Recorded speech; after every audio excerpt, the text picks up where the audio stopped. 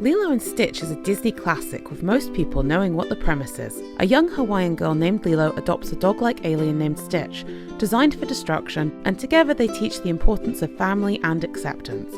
But did you know this wasn't the original idea Chris Sanders had? And no, I'm not talking about the pitch storybook yet. Dean DeBlois, the co-creator director of Lilo and Stitch, revealed in an interview that he pitched it to the co-president of Disney Productions at the time, a guy named Tom Schumacher, and Chris's original story was about a creature of unknown origin who found himself in some great kind of Pacific Northwest forest. He didn't know where he came from, couldn't speak the animal language, and then found himself ostracized by the rest of the forest community. It was the story of this lonely creature in search of a sense of home, and he would mimic the sounds of babbling brooks and wind rustling through the trees, and that was his means of communication. And it was just this really sweet story. Notably, the theme of family and acceptance was still core elements of the idea, but Tom Schumacher thought forest animals were already alien to us, and suggested change, such as the creature landing in a child's backyard. So it changed from Stitch in the forest with other forest animals to Stitch and a boy in rural Kansas. But the story kept evolving. Chris Sanders around this point took a vacation to Hawaii, where he visited the island of Kauai, and was so inspired by Kauai's lush landscapes, vibrant culture and unique atmosphere that it made a significant influence on the film's setting and design. The island's beauty and distinctiveness are reflected in the visual elements and overall feel of the movie, capturing the essence of Hawaii. DeBlois finished up by saying, "You know, it's local enough that it's not going to attract countrywide attention and military action and contain a small story, but it has a very specific culture to it." This leads to the aforementioned pitch storybook. I decided the best way to pitch Lilo and Stitch would be to create a book for the development department. So I drove to Palm Springs, checked myself into the Desert Springs Resort, and spent 3 days drawing and not leaving my room. This box contains those original drawings. 29 pages that would outline the whole story. Before Photoshop, I had to do them at scale. Once finished, I chose the ones I would color. Then I added the text. The whole thing was photocopied, marked, and distributed. This is one of the surviving pitch books. In a way, I finally finished that book I had abandoned 17 years earlier. You'll notice that a lot of the original pitch held. But there are some very noticeable elements that will change once it goes into production. So yeah, the pitch storybook has some interesting changes in it. Chris Sanders plays it down, but some of the rejected ideas include, and are not limited to, Stitch being in a gang and Jumba merely being a bounty hunter. Stitch openly threatening Lilo and using her as a hostage towards Jumba and Pleakley Greyfor, which was his full name in this version. Stitch enjoying watching Lilo nearly get mauled by a dog in a sugar mill. Visiting the grave of Lilo's mum together, where Lilo says she was going to give up on the world before she met Stitch. Stitch building a robot to replicate and destroy everything. Lilo having to nurse a hurt Stitch back to life while begging Pele not to let him die. Ramfar, the old version of Gantu, taking Lilo to dump into the cold vacuum of space to kill her. The Grand Councilwoman being an ass who won't listen to anyone and actively tries to destroy evidence. I could go on, but it would be much more nitpicky. The development continued and thus character style guides and concept art began. There's a pretty well-known joke within the animation community about the Chris Sanders style surfing, aka the Lilo and Stitch production guide, mainly because he is insistent on female characters having space for a womb. I wish I was kidding. If you're wondering why Mulan is being compared to Nani, it's because this was all decided after he'd just worked on Mulan. The true interpretation of his style is described here. In a lot of the Chris Sanders drawings, things almost seem to melt so that everything drips to the bottom. For instance, legs are bottom heavy, they're chunkier at the bottom toward the feet and the calves. Same with the arms. Chris draws with no hard edges, no straight lines. It's very soft and very friendly. It's inherent in everything, the way the leaves are drawn, the way the vehicles are drawn, everything has kind of a roundness that's puffed up a little bit. Like other films, there were a lot of other storyboarded elements that were cut, such as the death of Pudge the fish. They mellowed Stitch out so a lot of story elements adapted with him. For example, the human meat shield being not as blatant. The most notable changes within the original film production that were late stage already produced were the elusive tumble dryer controversy and the aeroplane hijack getting changed. What do you mean, tumble dryer controversy, you ask? Well...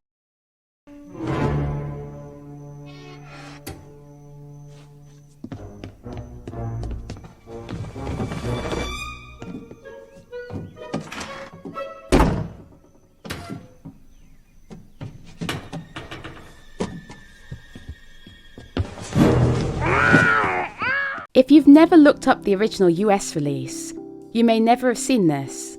Lilo hides inside a clothes dryer during the nanny chase scene. Turns out, the UK and EU censors said no to that because... Believe it or not, every year some ignorant kid takes a ride in a clothes dryer just like this one and ends up getting hurt. It gets pretty hot in there, and those dryer fins can break your bones when they get going. If you think it's smart to climb in a dryer, you're really all wet. Yes, concerns were raised about the potential danger it might pose, as it could be imitated by children, so Disney had to produce an edited version to play in worldwide theatres.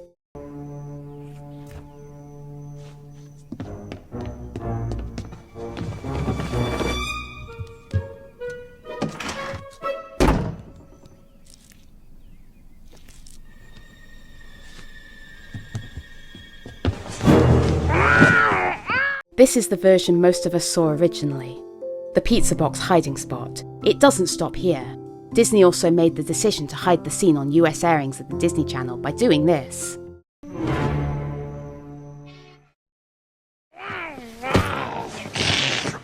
Why didn't you wait at the school? You were supposed to wait there! End of issue? Nope. Disney eventually made the decision that the version of Lilo and Stitch officially available on Disney Plus would be the pizza box censored version, making many Americans cry out in indignant rage at the censorship they didn't realise had been there for many of us for years. Then there's the famous aeroplane hijack scene. I won't go into too much detail as it was a fairly long scene, but the basic version is Stitch, Nanny, Pleakley and Jumba hijack a Boeing 747 from Hawaii's Lihue Airport to chase after Gantu in order to save Lilo, and have a big chase scene through downtown Honolulu. As we all know, 9/11 changed this, and as Disney didn't want to tie a children's movie down with real-world affairs, they decided to edit it to a spaceship chase around a mountainous area, while simply switching certain backgrounds into existing footage. The only other changed scene post-animated is Jumba Attacks, which got to final animation and then subsequently changed, probably due to blatant child endangerment. Good, my dog found the chainsaw. Lilo, don't hang!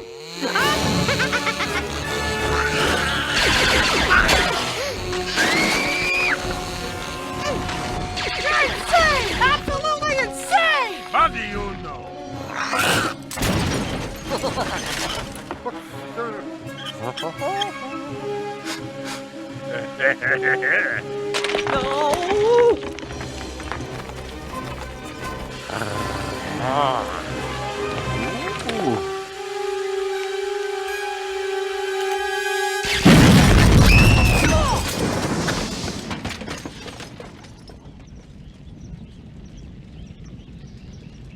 The fact that not only does Lilo nearly be killed by a chainsaw, but is only saved from a gas explosion by Pleakley probably means the ratings told Disney this would up the rating to likely a 12 or PG-13, because a gas explosion destroying everything she owns in her house was too intense, or potentially even disturbing for younger audiences.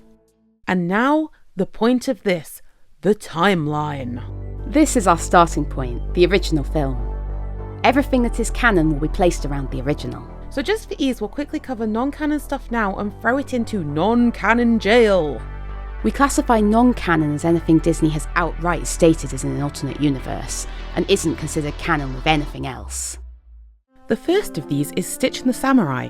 In an alternate universe, fleeing the Galactic Federation, Stitch's spaceship malfunctions, forcing him into an emergency landing, though not in Hawaii, but in Sengoku-era Japan.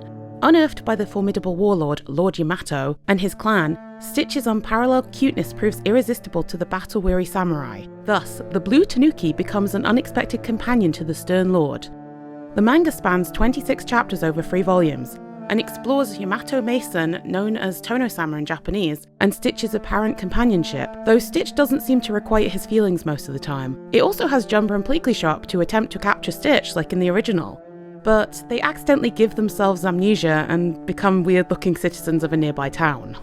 The next definitely non-canon is Disney Mirrorverse. So the basic premise of Disney Mirrorverse is that in a parallel universe, cleverly called the Mirrorverse, all the worlds have been transformed by dark and light magic. Sorcerer Mickey Mouse stumbles upon the mystical Stellar Mirror, a coveted artifact sought after by the Fractured, who are crystalline monsters who want to break apart the Mirrorverse. To protect the Stellar Mirror, Mickey gathers the Guardians, a group of alternate versions of characters derived from Disney's diverse films and franchises. Stitch was first released with the game's beta launch on April the 14th, 2020, and the worldwide launch on June the 23rd, 2022. Unlike other characters who have, choice designs, or go really hard, Stitch has a fairly normal design, having a slightly more armoured version of his original red suit from the movie, and having a bunch of added abilities, such as amplified molecular density, allowing him to control the speed of his molecules to cycle through different physical states. He can shift from liquid into solid metal, or even into molten plasma. Next, Disney Lorcana, a trading card game which is basically described on their own site as, in the realm of Lorcana, even the most familiar of faces may surprise you. At the centre of this wondrous place is the Great Illuminary, where Illumineers wield magic ink to create glimmers of beloved Disney characters and begin their adventure together. In reality, it is clearly Disney and Ravensburger trying to do their own Magic of the Gathering set. Lilo and Stitch have been featured various times in it, and from what I can see, this alternate universe is fairly similar to the regular Lilo and Stitch universe, with the occasional change such as Stitch wearing power armour, or Cobra Bubbles mentioning the magic ink the Illumineers use. Then there's Twisted Wonderland. This is a game where the player takes the role of the protagonist, canon name being you, and tumbles into a magic mirror called the Mirror of Darkness. This brings them to the world of Twisted Wonderland, where they find themselves enrolled in a magic training school called Night Raven College. All the characters and dormitories in-game are actually based on 7 different Disney villains: the Queen of Hearts, Scar, Ursula, Jafar, the Evil Queen, Hades and Maleficent. And the characters are designed by Yana Toboso, the creator of Black Butler. This is definitely an AU, as they are twisted versions of the characters involved. So what's the deal with Stitch? In August of 2023, Twisted Wonderland announced a new event entitled Lost in the Book with Stitch 真夏の海と宇宙船. This was a complete surprise to the Twisted Wonderland community, as most events prior have been a student representing the character showing up, so a full-on normal Stitch to be on screen with the other characters was very different. How does it work? They find a magic book and get sucked in, where they encounter Gantu trying to capture Stitch. They end up befriending Stitch and hanging out with him while he fixes his crashed spaceship, hoping he'll give them a lift back to school. This plays out as you'd expect, a totally normal visual novel. And there's also this bizarre rhythm game where Floyd, based on Flotsam from The Little Mermaid, and Lilia, unconfirmed officially but many believe he's based off of Chernobog from Fantasia, chase Gantu on flying surfboards with Stitch to save their little monster friend Grimm. It's gloriously silly to watch. And for our final non-canon entry, Better Nate Than Ever. Yeah, you heard me. On the surface, the story follows Nate Foster, a 13-year-old boy from Pennsylvania who has a passion for musical theatre. After failing to get a named role in his own school's play, Nate, with the help of his best friend Libby, decides to sneak away to New York to audition for a Broadway musical. As he navigates the challenges of the audition process and the bustling city, Nate learns more about himself and discovers the importance of pursuing one's dreams. But what does this have to do with Lilo and Stitch? Well... Manhattan Island, baby. It's an open audition. Tomorrow. Ever since we were little, we've been like, we should take a road trip to New York someday. Just you and me. So, I had this crazy idea. They're making Lilo and Stitch into a Broadway musical? The musical he goes for is a Broadway adaptation of Lilo and Stitch. Funnily enough, Disney changed it from the book, where it was E.T. the musical. Better Nate Than Ever is an interesting case though, as they actually dressed up New Amsterdam Theatre in New York for the movie, which gave people an idea of how Lilo and Stitch the musical may look from the outside. While, for the audition song Nate sings gives an indication of how they may handle it. For anyone sitting here wondering how the heck Stitch even could sing a song, the movie addresses that. Okay, do you have any questions before you sing? Just one. In the movie, Stitch can't really speak sentences, so how does he sing lyrics in the musical? Because you know, musicals allow us to say things we can't actually say in real life. But the reason this is non-canon is solely because they keep directly talking about the movie and show Libby watching it on her phone on a bus. This is meant to be set modern day real world with TikTok trends and everything. Also, not to spoil any of you die-hard fans' experience, but this would never happen. Musicals are not the Masked Singer. If they're mascot suits, they do not whip the head off at the end. Now that we've thrown those outliers where they belong, let's move swiftly forward to the next movie to release after Lilo and Stitch. Released directly to home video just over a year after the original, Stitch the movie started the journey of serialising the franchise. As a backdoor pilot for the series, the film served as an introduction to Stitch's 625 cousins and introduced us to our new villain, Dr. Jack von Hamsterviel. Interestingly enough, his design even showed up in jail in the original movie. The plans for the series were likely already rolling before they even released the first film, so though this is never confirmed to definitely be Hamsterviel, it's likely it was a nod to the upcoming movie, based on how long these types of show pilots take to develop and animate.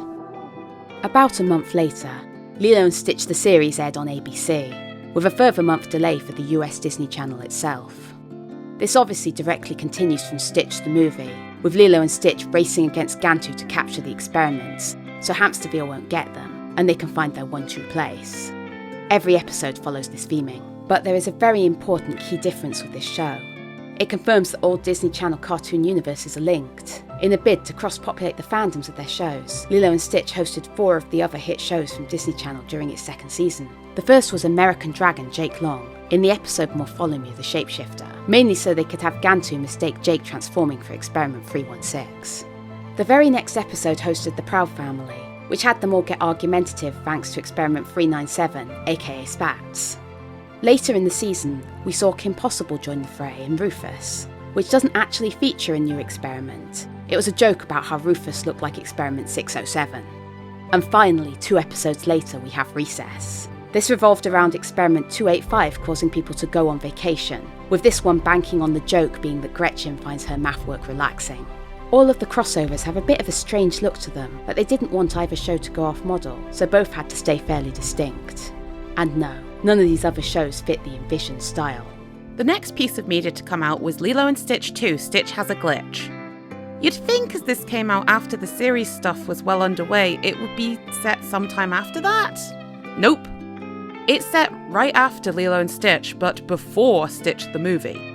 Instead, this is a movie where Stitch starts to malfunction due to a molecular flaw, putting both his health and his relationship with Lilo at risk. Meanwhile, Lilo is stressed about living up to her mum's memory, and essentially ends up being a coming-of-age movie for Lilo as she learns the true meaning of her hula, that love is more powerful than death. And finally, we have Leroy and Stitch, which came out in 2006, first debuting on the US Disney Channel on June 23rd, 2006, and coming out on DVD days later on June 27th, 2006. It serves as a finale for Lilo and Stitch the series, as well as, at the time, an end to the Western Lilo and Stitch media. The movie explores the theme of moving on, as in how aloha means hello, but also goodbye. Lilo shows how she's matured by allowing her Ohana to move on with their lives away from her. This obviously comes full circle when Hamsterviel is broken out of jail by Gantu and forces Jumba to create Leroy, an even more powerful experiment than Stitch, whom he sends to capture all Stitch's cousins to destroy. Lilo teams up with 625, now called Reuben, to save the Galactic Federation, and with the help of Gantu manages to reunite her little Ohana to save all of Stitch's cousins. The animation is top quality for a Walt Disney Television animation production, but there are some flaws. Pretty much every shot of all 624 other experiments is riddled with clones and errors. From wishy-washy being miscoloured the whole time, several recolours of distinct-looking experiments being present, to there being 2 phantasmos, one of which who has no eyes. The scenes of all the experiments are an animation spectacle in the fact that it was clearly too many characters to keep track of. The most baffling error? The Timon and Pumbaa Easter egg. No, that isn't an error. The error is 2 times there's a clone set, 2 Timons and 2 Pumbaas. Yikes. So these all fit fairly easily onto the timeline. From Lilo and Stitch, we have Lilo and Stitch 2, Stitch Has a Glitch. Then Stitch the movie, immediately followed by Lilo and Stitch the series, and finally finished up by Leroy and Stitch. So here is our original movies and series timeline. Great! Oh wait, Japan wants to come play? Yes, the creation of Stitch the anime was most likely due to the sheer popularity of the Lilo and Stitch franchise and its characters in Japan. Lilo and Stitch had gained international acclaim, and Stitch, in particular, became a beloved and recognisable character. The original series dub had also become a hit in Japan, and so Japan wanted more. So, what's the main premise? Stitch crash lands on a small island in Japan, and after meeting and befriending Yuna, decides he wants to make a wish on the Chitama spiritual stone for the ultimate power in the universe, but now is stuck having to do 43 good deeds. At least for the first 2 seasons. That's all good and well, but why did everyone shun it? Well, Stitch the anime became a not my Lilo and Stitch situation, where fans of the original made it clear the style was different and they just wanted more fun experiment hunts with Lilo and Stitch. Interestingly, this kind of forged the style of each season. Season 1 was heavily inspired by Japanese culture and life around Okinawa, with there even being a TV special called Stitch Okinawa Tour! Higotchi Ryuheichi Jindou Chū no Hakari! Dedicated to the food and settings they were inspired by, as well as some of the wider cultural ideas and mythos. This season has a few of the popular experiments show up other than Stitch, but a lot of the plots were yokai based. Season 1 was heavily inspired by Japanese culture and life around Okinawa. Season 2 shifted focus a fair bit.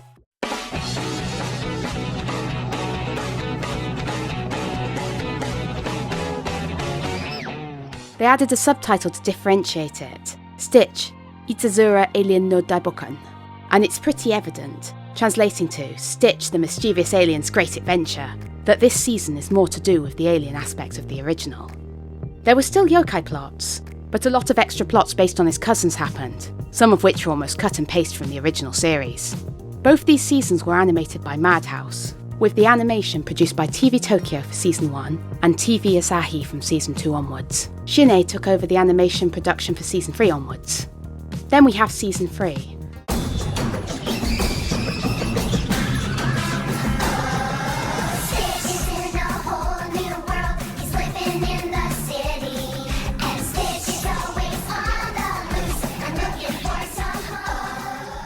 Stitch Zuto Saiko no Tomodachi, or Stitch Best Friends Forever, which completely uproots the other 2 seasons and sends Yuna and Stitch from a small folk town to a cityscape setting, and becomes more of a high school drama, with the experiment of the week showing up. It's a lot more stock, and seems to be the goofiest of the 3 seasons, almost like a soft reboot. But why did Yuna have to move to a city? The English version doesn't really go into it, only saying her cousin is moving to the city, and her grandma wants her to go. In Japanese, it outright says their one school is shutting down, and her grandma wanted her to continue her education. Yikes. This literally uproots the core characters to a new setting, and replaces all recurring side characters. There's also a very interesting bit of lore that comes up in Season 3, the 2-parter, The Day Stitch Was Born, aka Stitch's Birthday in English. In the Stitch's Birthday arc, Yuna, Pleakley and Stitch travel back in time to the days around Stitch's creation. This sounds like a fun thing, but this is the point the anime barely holds together its own continuity, for Pleakley declares, Oh, I remember perfectly when that nebula exploded! So let's see, taking into account the space-time distortion between galaxies, I would say we're exactly 18 years in the past in Earth terms. Now, I'm sure some people know the dubiousness of the dub, may think the English altered it. Well... 懐かしい! 僕も買ってもらったよ! あ、そうか。銀河同士、時空のねじれがあるから、正確には言えないけど、今は地球でいう約18年前だ! Nope, 18 years to that day. I think the reason was likely the anime didn't want to imply Jumba and Pleakley were ancient fossils. Jumba graduated Evil Genius University and then immediately made Stitch. He would have likely been 22 to 25. Let's assume the lowest, since most college courses are 3 to 4 years, so 22 plus 18 is 40. They were worried he'd be too old. So, Lilo was 6 years old in the original Lilo and Stitch. Let that sink in. She was 6. She left for college for 4 years at the age of 18 and was late by 1 day, making Stitch steal Jumba's space scooter. This would mean 16 years passed. This would leave the 2-year time warp the English dub mentioned. Stranded here for 2 whole years! But your going away party was last week. Must have been black hole. So Pleakley said, we're exactly 18 years in the past. Can this still work? Maybe? Stitch was fairly newly created in Lilo and Stitch. Stitch has a glitch confirmed that the Galactic Federation raided Jumba's lab and arrested him on Stitch's creation day. Lilo was 6, but not like on the dot. She could have been like 6.5 or a month or two off of her birthday in the movie. You don't know that. In fact, it leans into she was close to 7, as in the credits you see Stitch send her off to school and later bake her a birthday cake. By Stitch has a glitch, it acted like she was maybe a year older, as she was trying to live up to her mum. So if we assume she had turned 7 then, and then Stitch the movie to Leroy and Stitch was a couple of years of her life, she would be no older than 10 by the end. So, 2 months max for the end of Lilo and Stitch plus the then 11 years to school is 11 years 2 months. Add 4 years gap, 15 years 2 months, 2-year time warp, 17 years and 2 months. That leaves 8 months to play with. The hiccup becomes 2 Christmases have passed by this point in the anime. Maybe the first not long after he arrived, then the other at the 18 years 2 month point? So, at this point in the anime, it's feasible for it to have been roughly 18 years and a half or so months, just. The hiccup then becomes Annie, Lilo's child. This puts bad vibes on Lilo. To have a child who is 6, she must have got pregnant as soon as she got to college. That would be 9 months pregnancy, then 3 years and 3 months before she came back, then 2-year time skip, which is 5 years and 3 months, and then an extra year and a bit for time movement within the anime, which would be 6 years and 6 months. She could feasibly have a 6-year-old child if she made some questionable choices at college. So this can fit, but the real question is actually, is Pleakley's perception of time just bad? Or did Yuna, Pleakley and Stitch actually alter reality by messing with the past, thus making Lilo be a mother when she wasn't before? There's also the funny thing where the anime writers seem to think that Gantu had size-changing powers. I mean, who can blame them? In the anime, he is also a master of disguise, going from just Gantu dressing up to a full-on woman with Gantu's face. He isn't the only character with altered powers. A lot of the experiments have powers added they never did before.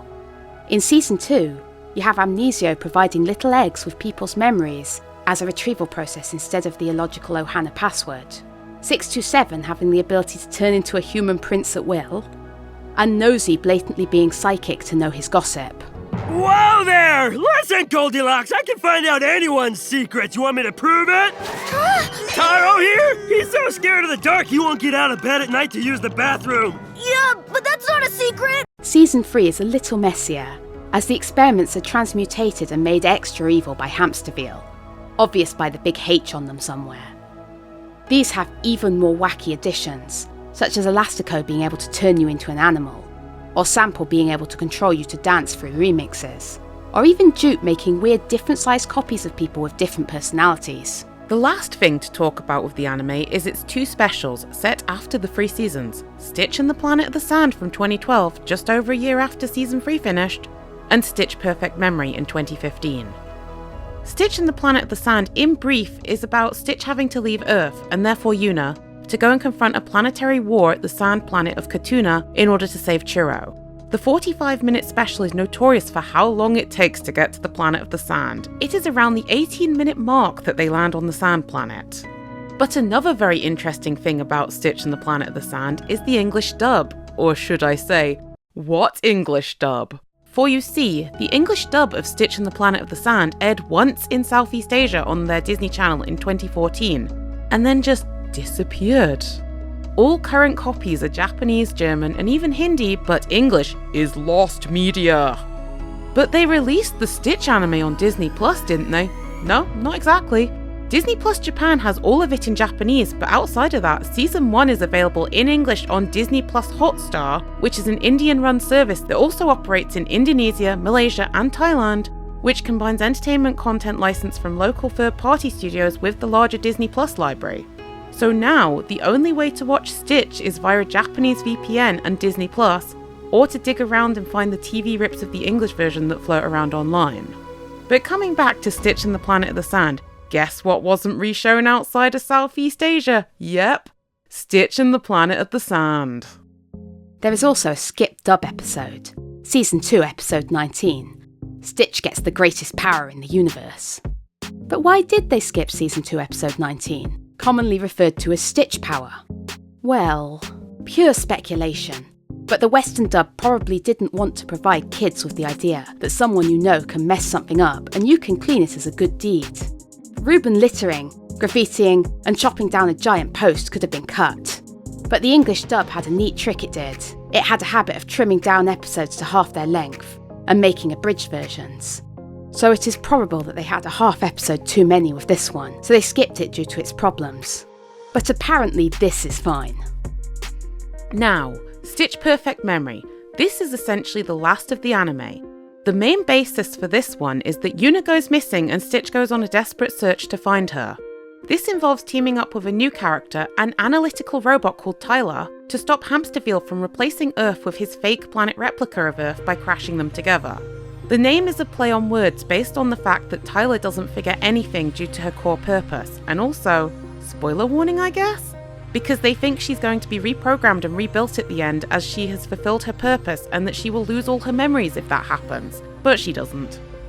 Obviously, the anime timeline is sometime after Leroy and Stitch, so on it goes.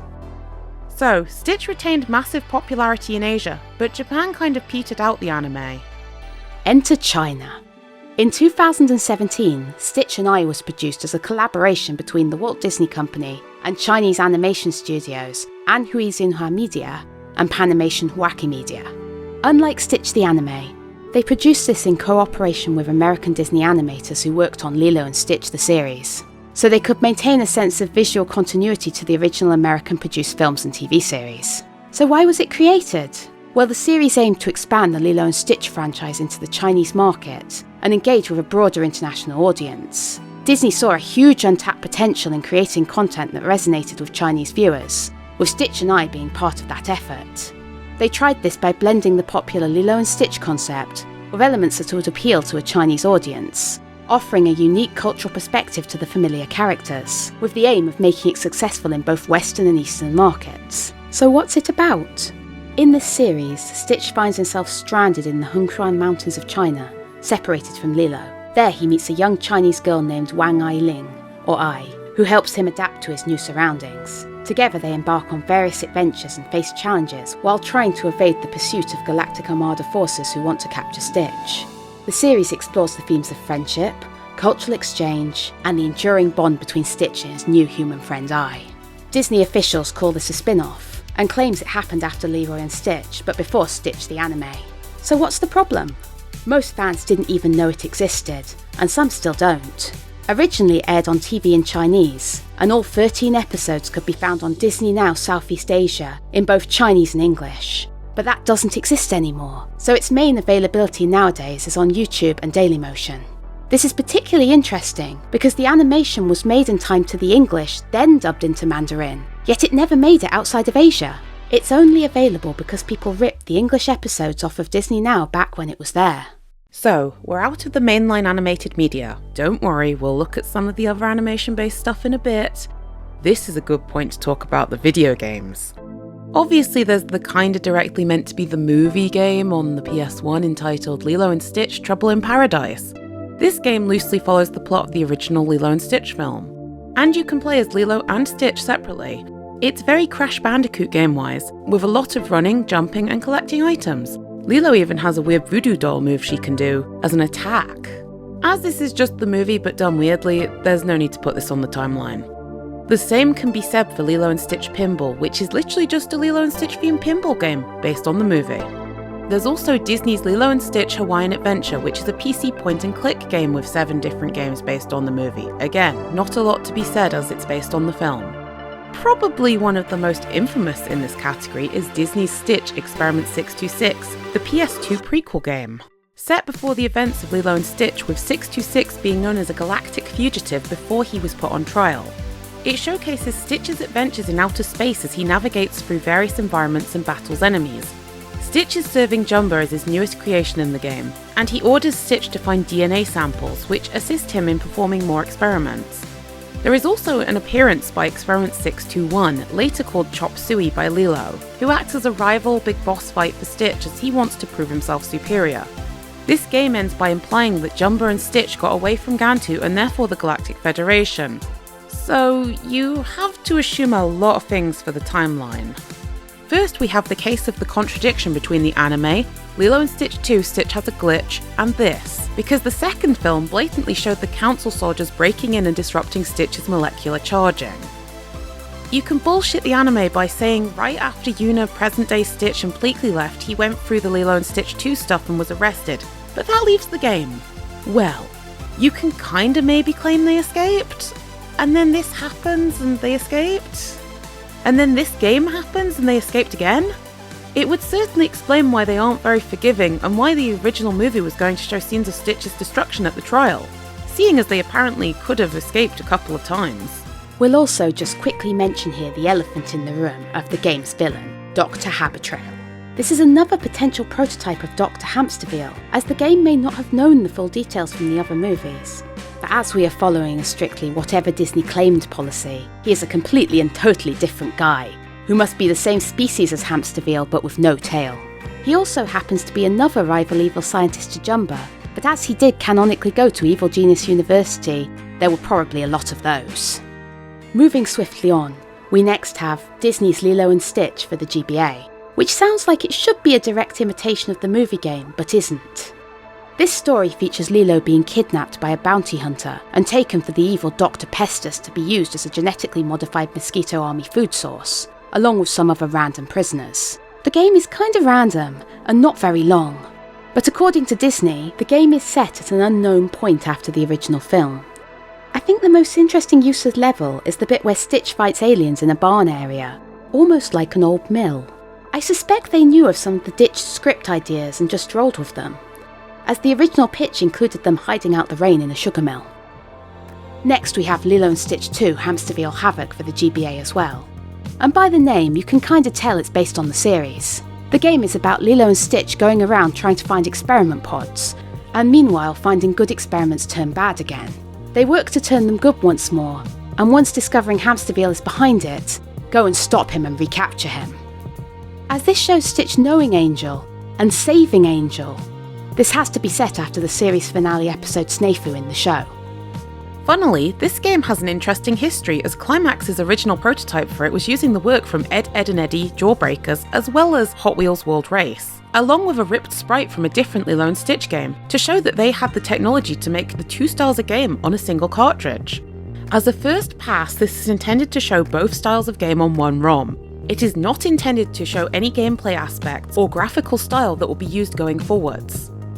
Ironically, the code also has a lot of leftover unused text from Nicktoons Racing, so this one Stitch game not only has the weird Ed, Edd and Stitch build, but also had elements of Nicktoons and Hot Wheels. Next we have Disney Stitch Jam, or Stitch DS Ohana to Rhythm Dei Dai Bokken in Japanese, which is a rhythm game with some puzzle elements and features a fair amount of experiments. The story strongly sets it in season 1 or 2 of the Stitch anime, mainly from the settings and Kijimuna being a character. Oddly, no Yuna though. This is immediately followed by Motto Stitch DS Rhythm do Rakugaki Daisakuzen, known affectionately as Stitch Jam 2 outside of Japan. This is the same style gameplay as before, except for the addition of a magic microphone, which a player can use to draw magic drawings in the air for decorations and travelling. This is a direct parody of Doraemon's secret tool, the air crayon. Another difference is this time you can play as other characters like Angel, Pleakley or Ruben. Although this game doesn't have as many ties to the anime, Delia shows up, which means it has to be set in Stitch Zuto Saiko no Tomodachi. Now we have a big set to work through, official Lilo and Stitch web games. There were a lot of random flash games here and there on Disney.com, so let's quickly review. Here we go! Stitch Master of Disguise, a dress-up game where you disguise Stitch to hide from Jumba and Pleakley while Lilo is at school, clearly set during the movie somehow. Stitch's Laser Blast, a side-scroller where Stitch runs around with a blaster trying to escape Gantu's ship, again, clearly vaguely based on the movie. Stitch's Galactic Escape, another side-scroller where Stitch runs around with a blaster trying to escape the Galactic Federation's base, so also vaguely based on the movie. Manic Mayhem, a rhythm game where Stitch is captured by Gantu's ship and dances DDR style to get out. He dresses as Elvis for some of it, so this has to be post-movie sometime. Stitch's Island Tour, a launch game where you send Stitch flying as far as possible. This is likely post-movie too. Jumba's Lab, an experiment building game like those Dolls or Avatar builder games where you can create your own experiments. Pod Squad, a catching items from above game with experiment pods. 625 Sandwich Stacker. The name kind of tells you, a game where you play as 625 and stack a giant sandwich while moving around. You literally dodge bad ingredients and catch good ones. Experiments on the Loose, a block puzzle where you click coloured blocks to make them disappear to advance. Lilo and Stitch Alien Interception, a POV shooter game where you zap experiments in Hamsterville but not your Ohana. Stitch Tiki Bowl, a bowling game that features experiment pods and tiki heads on the lane as bonus score. Cosmic Slugger, a baseball game where different experiments pitch a ball at Stitch to hit. Kawaii Caper, a point-and-click game where Stitch goes around gathering stuff for Lilo's birthday. Reuben and Gantu feature as obstacles for Stitch to work around. Peanut Butter Express, Lilo with the help of Stitch feeds a lot of peanut butter sandwiches to a bunch of baby fish who look like Pudge. Stitch Speed Chase, a driving game where you chase and grapple experiments with the Dune buggy to capture them. Paradise Rescue, sideways Space Invaders but with Stitch shooting at flying experiments. Hula Hustle, another rhythm timing game where you need to click at the right time, in which Lilo is teaching Stitch to hula dance, but this somehow ties into Hamsterville by saying he drew bad things on the icons to remind Stitch of his bad ways. Beach Treasure, a side-scroller platforming game where you collect experiment pods. Stitch's Blazing Lasers, a generic top-down space shooter where Stitch is sent by the Grand Councilwoman to stop Hamsterville. Yeah, that's a lot.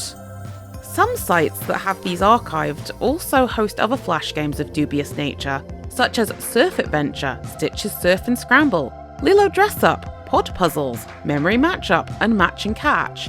But even if you don't include these, the answer is the same. The Flash games are all set from sometime in Lilo and Stitch to sometime during the series. Then there's the DS era. Although Lilo and Stitch didn't get any of their own straight-to-DS games, Stitch was heavily featured in Disney Friends as their answer to other popular pet simulators, under the guise of bond with the characters. They also claimed that the activities and interactions you do in-game are meant to teach you about responsibility, nurture, and the importance of helping others. The game outright claims you are interacting with the characters in their world, including exploring moments from the films and their environments. This means it's just Stitch from the original movie. As a bonus for this section, there's also a 3DS Stitch theme of Stitch and Angel. Cool! There is a couple of big boys left in the video games, so let's get on to the first, Kingdom Hearts.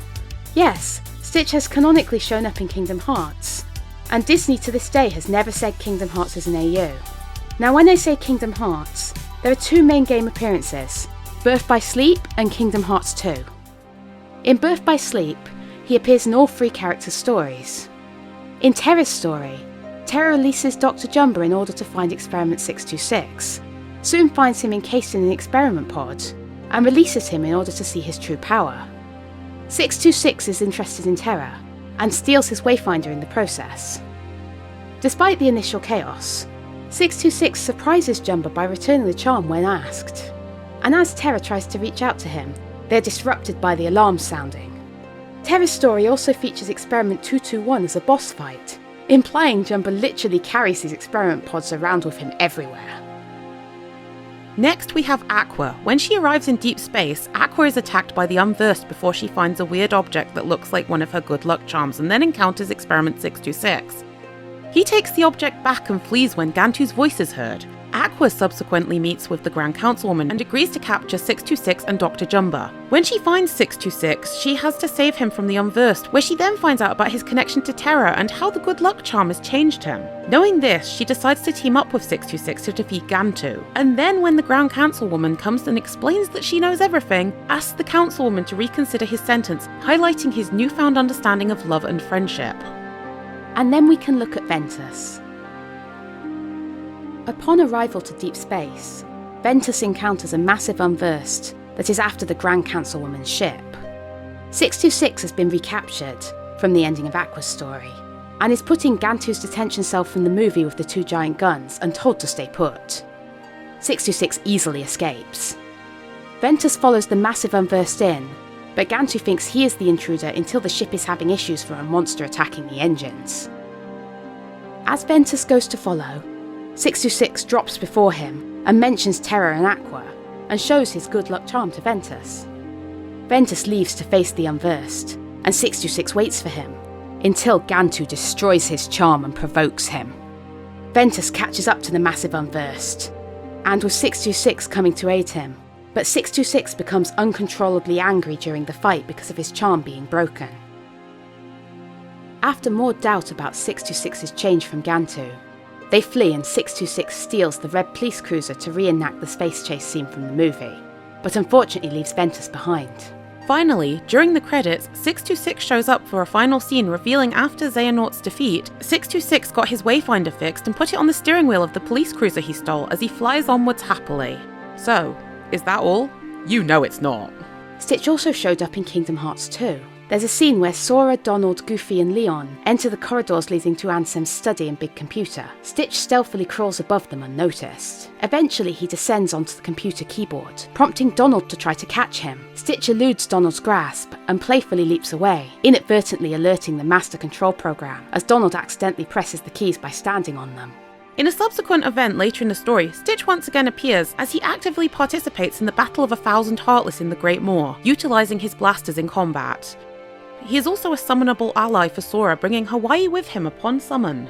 Finally, in Kingdom Hearts 3, he is once again summonable after the player obtains the Ohana Heartbinder. The Ohana Heartbinder is a reward for completing Course A of Flash Tracer, one of the minigames, for the first time, and is in-game described as a good luck charm that lets you call on Stitch's power using the Link command. It would have been cool if it looked like Stitch's good luck charm in Birth by Sleep, but sadly it's a different thing. But anyway, as he's a Link summon in Kingdom Hearts 3, Stitch appears in a bright purple plasma texture during the fight. All in all, the Stitch in Kingdom Hearts is actively developing the storyline. In Birth by Sleep, he is clearly at the beginning of the original film, and by the time we get to Kingdom Hearts 2 and 3, he is in his more dog-like disguise form, referencing his time in Hawaii. The next big contender to these video games is Disney's Dreamlight Valley. This is basically the Disney version of non-linear life simulation gameplay that was so popular in Nintendo's Animal Crossing. After customizing a human player character, the player can start living a daily life in the valley, which is synced to real time based on the time set on the player's console or computer. So what's it about? You look after a magical valley populated by Disney and Pixar characters who previously underwent a curse that caused them to lose their memory of their lives in the valley. Fun! Oh, and you used to visit more as a kid and got bored, grew up, and moved to a city where you forgot about the valley, and then you decide to spend some time away from the hustle and bustle of the city and return to your old rural home, where you fall asleep and enter the valley again because your memories of childhood have returned. Makes perfect sense. So essentially, you are the ruler of this place, and as such, you need to help to get rid of the forgetting and to restore everything in the valley. How this works is the characters in the game are meant to be those characters dreaming or visiting from their worlds, and in some regards, you might say it's like your dream and your imagination, but they never outright confirm or deny that. So similarly to Kingdom Hearts logic, for now, it's canon. Now, Stitch is an unlockable character that you can get in the valley. It starts when socks are stolen. First, Donald's sock is stolen. Then, 5 days later, Goofy's sock is stolen. Then another 5 days later, Merlin's sock is also stolen. You return all of them and then place a homing beacon down that allows Stitch to crash land there. He is literally just Stitch and could be from any time or place, but I'd be inclined to say it's Stitch from the original Lilo and Stitch movie sometime, as his items all reference that, such as the Ugly Duckling book, the badness meter motif, the model city he builds to destroy, and even the final reward being his little red ship which looks like the stolen police cruiser. His house in-game also has vibes of the room they built for him and Lilo at the end of the movie. So yes, just Stitch from Lilo and Stitch. Funnily, Disney's Dreamlight Valley isn't the only life sim on the list. Next we have Disney's Magical World, or Disney Magic Castle, My Happy Life, in Japan. Disney Magical World is a life simulation video game that invites players to create their own customised character and embark on adventures in various Disney-themed worlds. Players can interact with the iconic Disney characters, engage in activities like fishing, farming, and dungeon exploration, and collect items to unlock new content.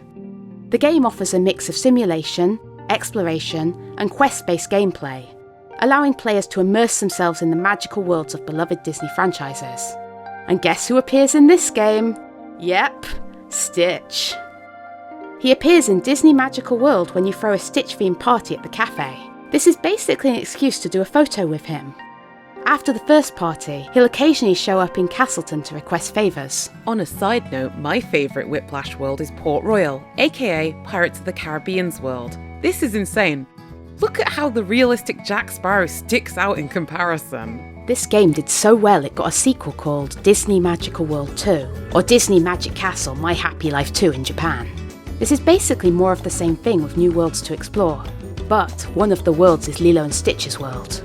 Not only is Stitch there, but you can also interact with Lilo, Jumba and Pleakley. There are a ton of episodes for the story here too, but for a basic summary. First, the player chases a paint-covered Stitch back to his world. Then they offer to help catch him because he's running away from Lilo after drawing on everything. Then after catching him, he cleans up the mess he made. Then Lilo gives you a tour, where you end up meeting Jumba and Pleakley. Then Jumba wants you to go bust some ghosts so he can study how you can hurt them and he can't. I mean, this line Jumba says really sums up the silliness. Very excellent. It seems magic truly can defeat ghosts, yes? After this, someone trashes Lilo's house with paint, and Lilo and Pleakley jump to the conclusion it was Stitch. It turns out to be ghosts, because of course. This means Lilo wants you to join her and Stitch in the hula contest. Later, Stitch's favourite picture book goes missing, because, you've guessed it, a ghost stole it. Pleakley also abuses you by making you go out to catch some mosquitoes, in the ghost-filled jungle. As you're about to compete in the hula contest, ghosts also steal the trophy and you have to get it back. Man, those ghosts. They sure are a problem in Hawaii, apparently. And yeah, that hula contest? You win, of course. The ghost issues aren't over. They also kidnap Scrump. Then Lilo goes missing, and Stitch, Jumba and Pleakley assume it's ghosts, so you go to have a big boss battle with a lot of ghosts. And when you're done, it turns out it was the one time ghosts didn't steal something. Lilo had gone shopping. Now I joke about ghost problems, but every world in this game is plagued by them. They're just how the enemies are portrayed in this game. It just sounds stupid out of context when you relay the plot this way.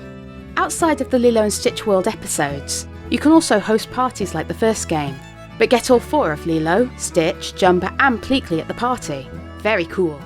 As for when it fits in our timeline, this has to be set just after the Lilo and Stitch movie, as they mention her house just having been rebuilt. We're not even done on video games. Next I'm going to talk about a really funny one. Disney Speedstorm. As with Dreamlight Valley leaning heavily on another popular game, this is basically the Disney version of Mario Kart. There's not really much to say on it, honestly. It's a racing game with very little story. So I'll talk about what Lilo and Stitch characters are actually in the game. You have Lilo, Stitch, Gantu, Jumba, and Angel. Yep, they decided to ditch Pleakley. Is that not Pleakley? No! We can only assume they thought that kids would get confused with the inclusion of both green one-eyed guys, so they cut Pleakley. This is easy to place though, as Angel is present. It's likely set after Lilo and Stitch the series, but before Leroy and Stitch, as Gantu is still talking villainously towards everyone. Next we have an interesting one, a DVD game.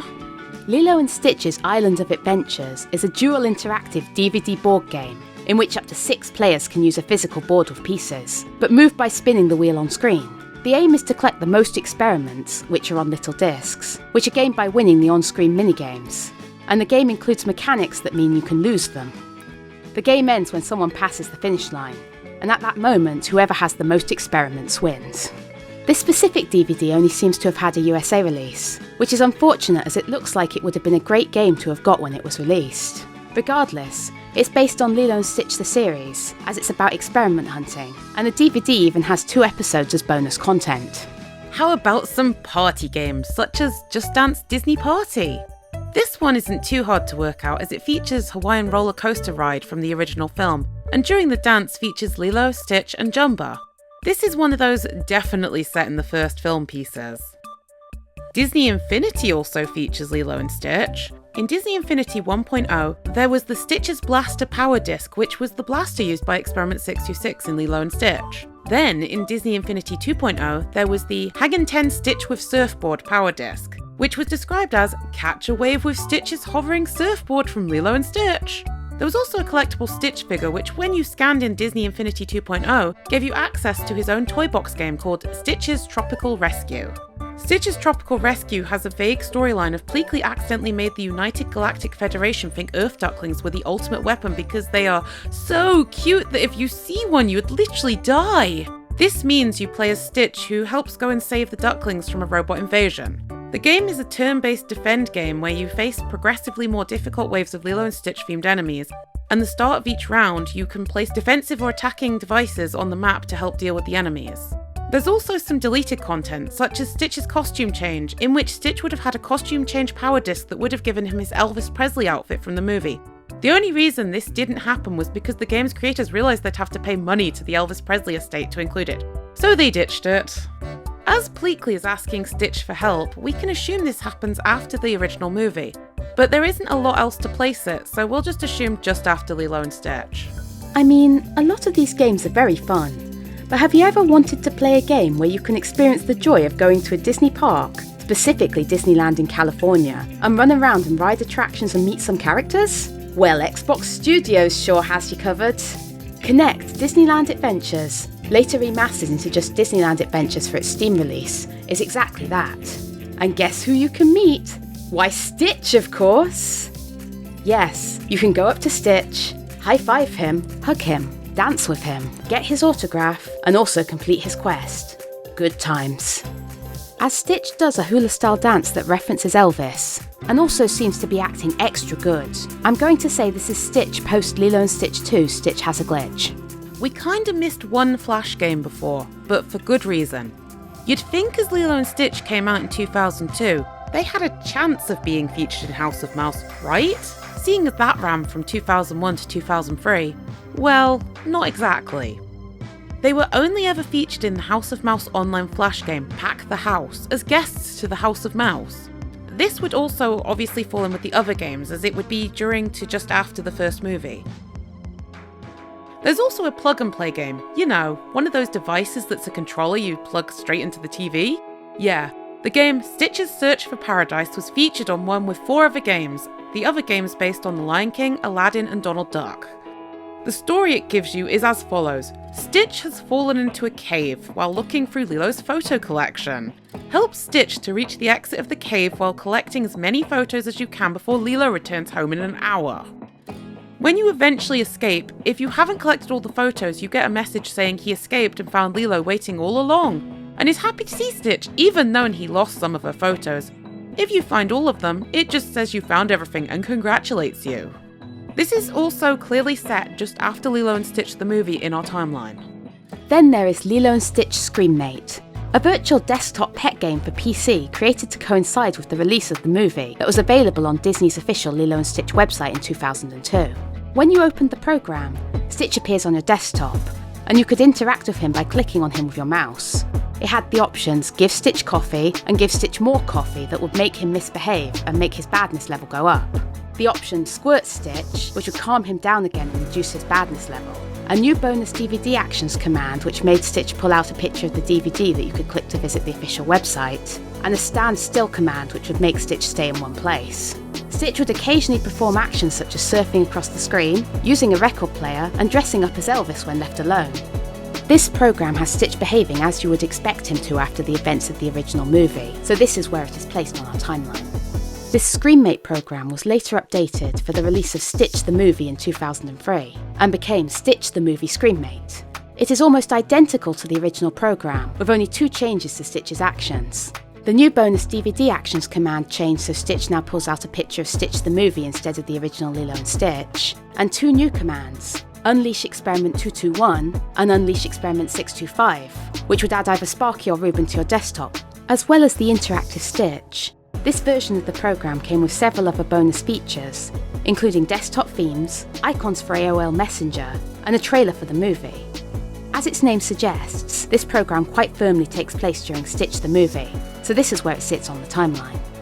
There was also another different Stitch desktop pet program called My Stitch, available on Disneyland Paris's website in 2009. This one allowed you to interact with Stitch with commands such as Stitch and the Tower of Terror, which had him put on a bellhop outfit and ride the elevator from the Disney theme park attraction. Last News, where it'd hold up a sign with one of several messages, congratulate him, which gives him candy, scold him, which makes him cry, and last show and do your show, where he will do a variety of actions such as cheerleading, dancing, and shooting a little red ball with his laser. As no other characters or references to later movies are present, this programme could be placed quite safely just after the original Lilo and Stitch movie. However, due to the presence of one of the Disney theme park rides, it should really be placed alongside the other Disney theme park Stitch media, which we will be discussing shortly on the timeline, so we will add this one with those a little later. And finally, before we move on, there is one more Screenmate related game left to cover, one that is so obscure that it is only mentioned on a handful of web pages, and has minimal to no footage available online. A tie-in game for the Disney theme park attraction Stitch's Great Escape, called Stitch's Escape Game. We have recorded footage of this game and its bonus features in an effort to save it from potentially becoming lost media. Stitch's Escape Game was released on the Disney World website in 2004. Just before the attraction's opening. The game itself was only a few minutes long and involved helping Stitch fix his teleporter by finding items in the Magic Kingdom park, collecting the flagpole from Cinderella's castle, coins from the Pirates of the Caribbean ride, and a hot air balloon from It's a Small World. After completing some puzzles, Stitch can enjoy the rest of his vacation at Disney World by teleporting to Disney's Animal Kingdom Park, Epcot or Disney MGM Studios, now called Disney's Hollywood Studios, awarding you a postcard from Stitch from the location you chose. Completing this game unlocked a desktop Screenmate-style Stitch that could perform actions, including running and bouncing around the screen, spitting, doing cartwheels, juggling his blasters, throwing a pop-up window with the ride logo on at the screen to crack it, pressing his face against the screen, and riding on Disney park attractions like Space Mountain and the Mad Tea Party teacups. Unlike the other Screenmate programmes, he is in his alien form here, with all 4 arms and antennae visible. There was a reward given at the end for completing the game, the Galactic Federation Language Decoder, a printable sheet that allowed you to translate the Tantalog alphabet to English, which could be used to translate the text found all around the attraction. There was an example puzzle on the sheet to decode, which translates to Stitch is on the loose. As an extra bonus, this certificate could be taken to City Hall in Magic Kingdom to claim a free Stitch sticker. Interestingly enough, this decoder is very different to the one given out physically in the parks for the ride's opening event, with the park pamphlet having a completely different appearance and layout, as well as a different puzzle to translate, one telling you Stitch's last known location in the park, the answer being he is in Tomorrowland. The game takes place during and just after the Stitch's Great Escape ride itself, interestingly enough establishing he explored all 4 of the Disney World parks before moving on. It can safely be placed with that ride on the timeline later, when we cover Stitch's appearances in the Disney theme parks. Don't worry, we're nearing the end of video games. In this case, iOS games. Yes, mobile gaming, a big area for a lot of companies. What wonders have Lilo and Stitch appeared in? To start, the Disney Tsum Tsum mobile game was the first of this section, released in 2014. This is a basic free-to-play mobile puzzle game, but an interesting one as there are 2 versions. There's the original Japanese version as well as a separate global version, which both differ in content, but both versions are regularly updated separately from one another. Of course, Lilo and Stitch are both featured as a Tsum Tsum in the game, but the global version featured an event called Stitch's Cousin Frenzy, in which they not only introduced the Jumba and Pleakley Tsum Tsum, but featured a whole load of different Experiment Tsum Tsums. These included Sparky, Experiment 627, Angel, Gigi, Babyfire, Yang, Slushy, Short Stuff, Experiment 625, Amnesio, Dupe, Sample, Clip, Tank, Yin, Hunka Hunka, Plasmoid, and Leroy. And also, extreme side note, Yin is referred to as a girl. This is strongly set in Leroy and Stitch due to the presence of Leroy. Next, we have Disney's Magic Kingdoms from 2016. This is basically a little build-your-own Disney park simulator, which features beloved characters and attractions from various Disney and Pixar franchises. This game featured a special mega event called A Stitchy Situation, in which there was a mini story about Nanny trying to meet up with Cobra Bubbles, but Lilo and Stitch having wandered off. Nanny then finds out one of Jumba's projects has gotten out of hand and has to team up with Cobra Bubbles and Angel to save Stitch. Now, the interesting thing about the plot is actually Angel. Her mannerism and speech is a hybrid of the original series/Leroy and Stitch version and the anime version, where she's a lot more focused. Nanny also recognises Angel, even though in canon it sounds like the only time they were together was for that giant group photo at the end of Leroy and Stitch. This means this game is specifically set between Leroy and Stitch and the anime. Disney Emoji Blitz also came out in 2016. This is your standard match-free slide puzzle, but with the pieces being based on emojis of various Disney characters with themed power-ups. Lilo, Stitch, Jumba, Scrump, Angel, Nanny, Cobra Bubbles, and 3 special variants of Stitch features emojis, but no Pleakley! Ooh, look! It's that not Pleakley Mike Wazowski guy again! Again! they probably once more assumed people wouldn't know the difference. Anyway, as Angel is the only thing tying this to the series era, and her power-ups make other experiments show up and turn evil, I would be inclined to say this falls between the series and Leroy and Stitch, likely in that area between the finale and Leroy and Stitch. Scrump's emoji power also confirms it can't be past Leroy and Stitch, as it has Myrtle be super disgusted and leave Lilo upset, meaning their little truce hasn't happened yet. The next app is Disney Crossy Roads, the Disney spin-off of the game Crossy Roads, a game where the game runs like an endless run of Frogger. The app had a special Lilo and Stitch update in 2017 in which a whole bunch of characters were added. These varied from obvious to really weird, so all the usual suspects, including Pleakley this time, as well as Gantu, to the rarer characters like Mrs. Hasagawa, the ice cream man tourist, the rescue lady from the adoption centre they got Stitch from, then to just plain what? Like Bullfrog or Mosquito.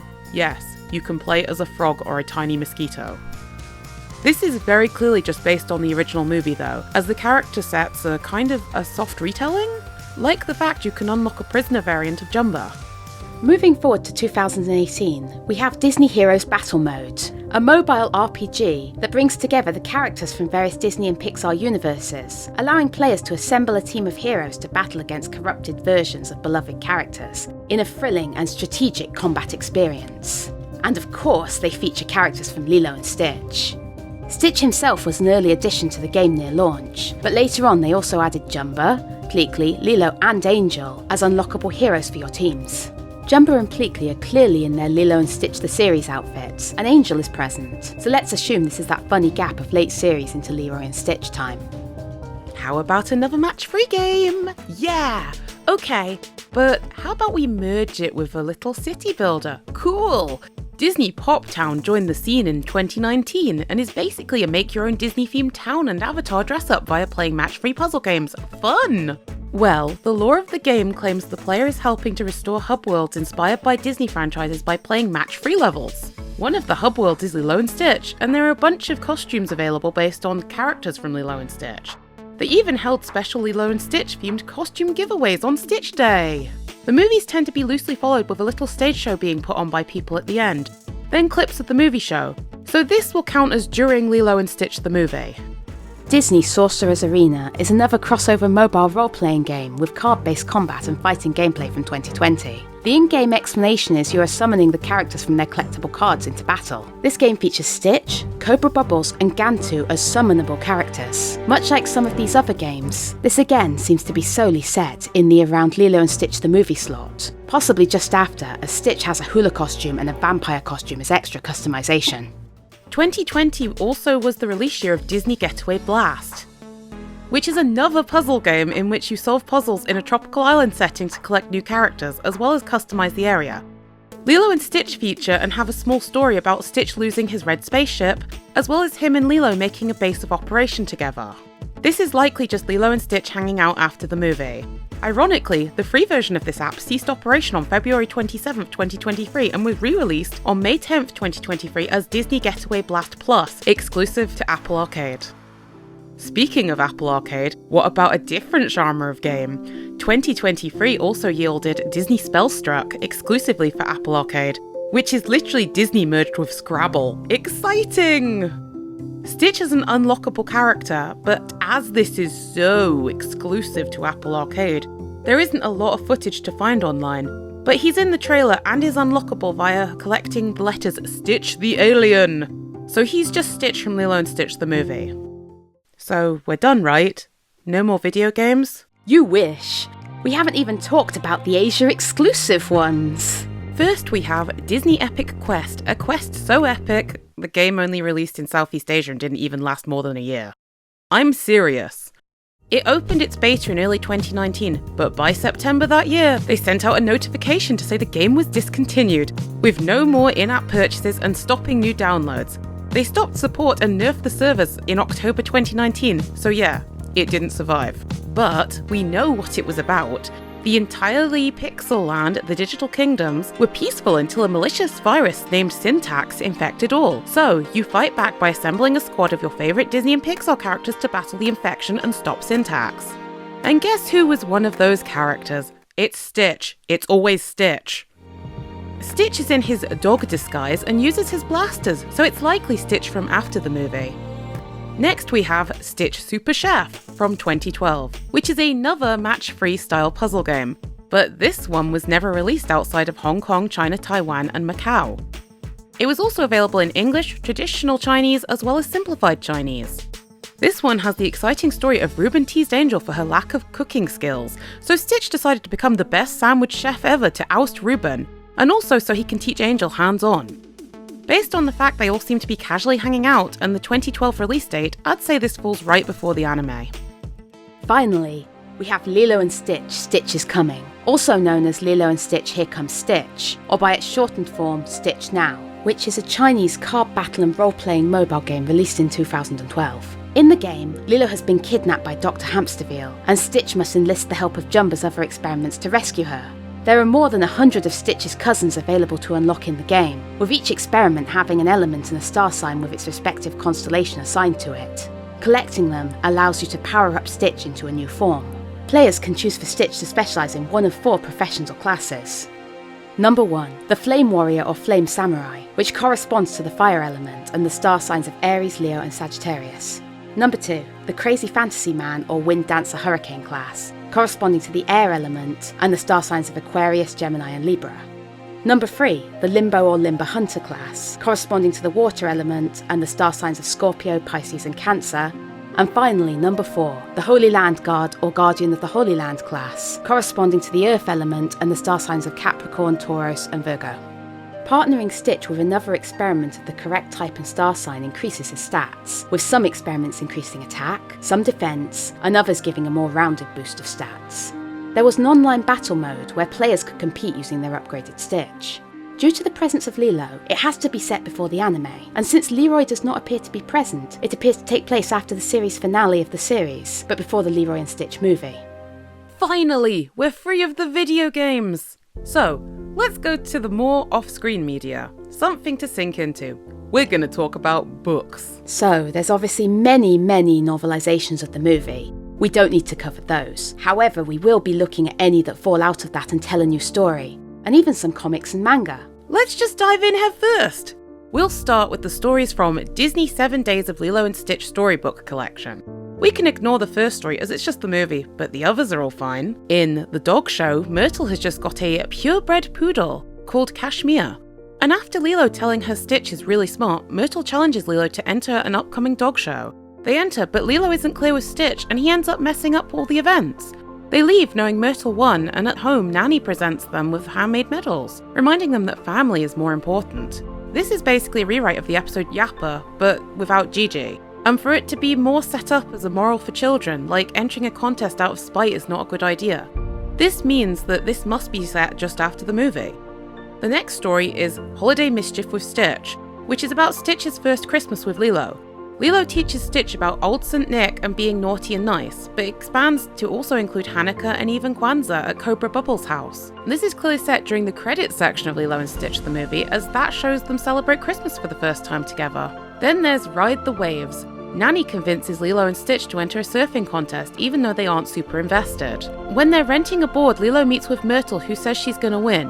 Surfing isn't about winning, it's about having fun, right? Lilo wasn't so sure. They practice for the week, then enter the contest. Even though Lilo and Stitch try to show off and wipe out, Nanny saves them and surfs back with them, meaning they win the award for best teamwork. This is clearly another right after the movie situation.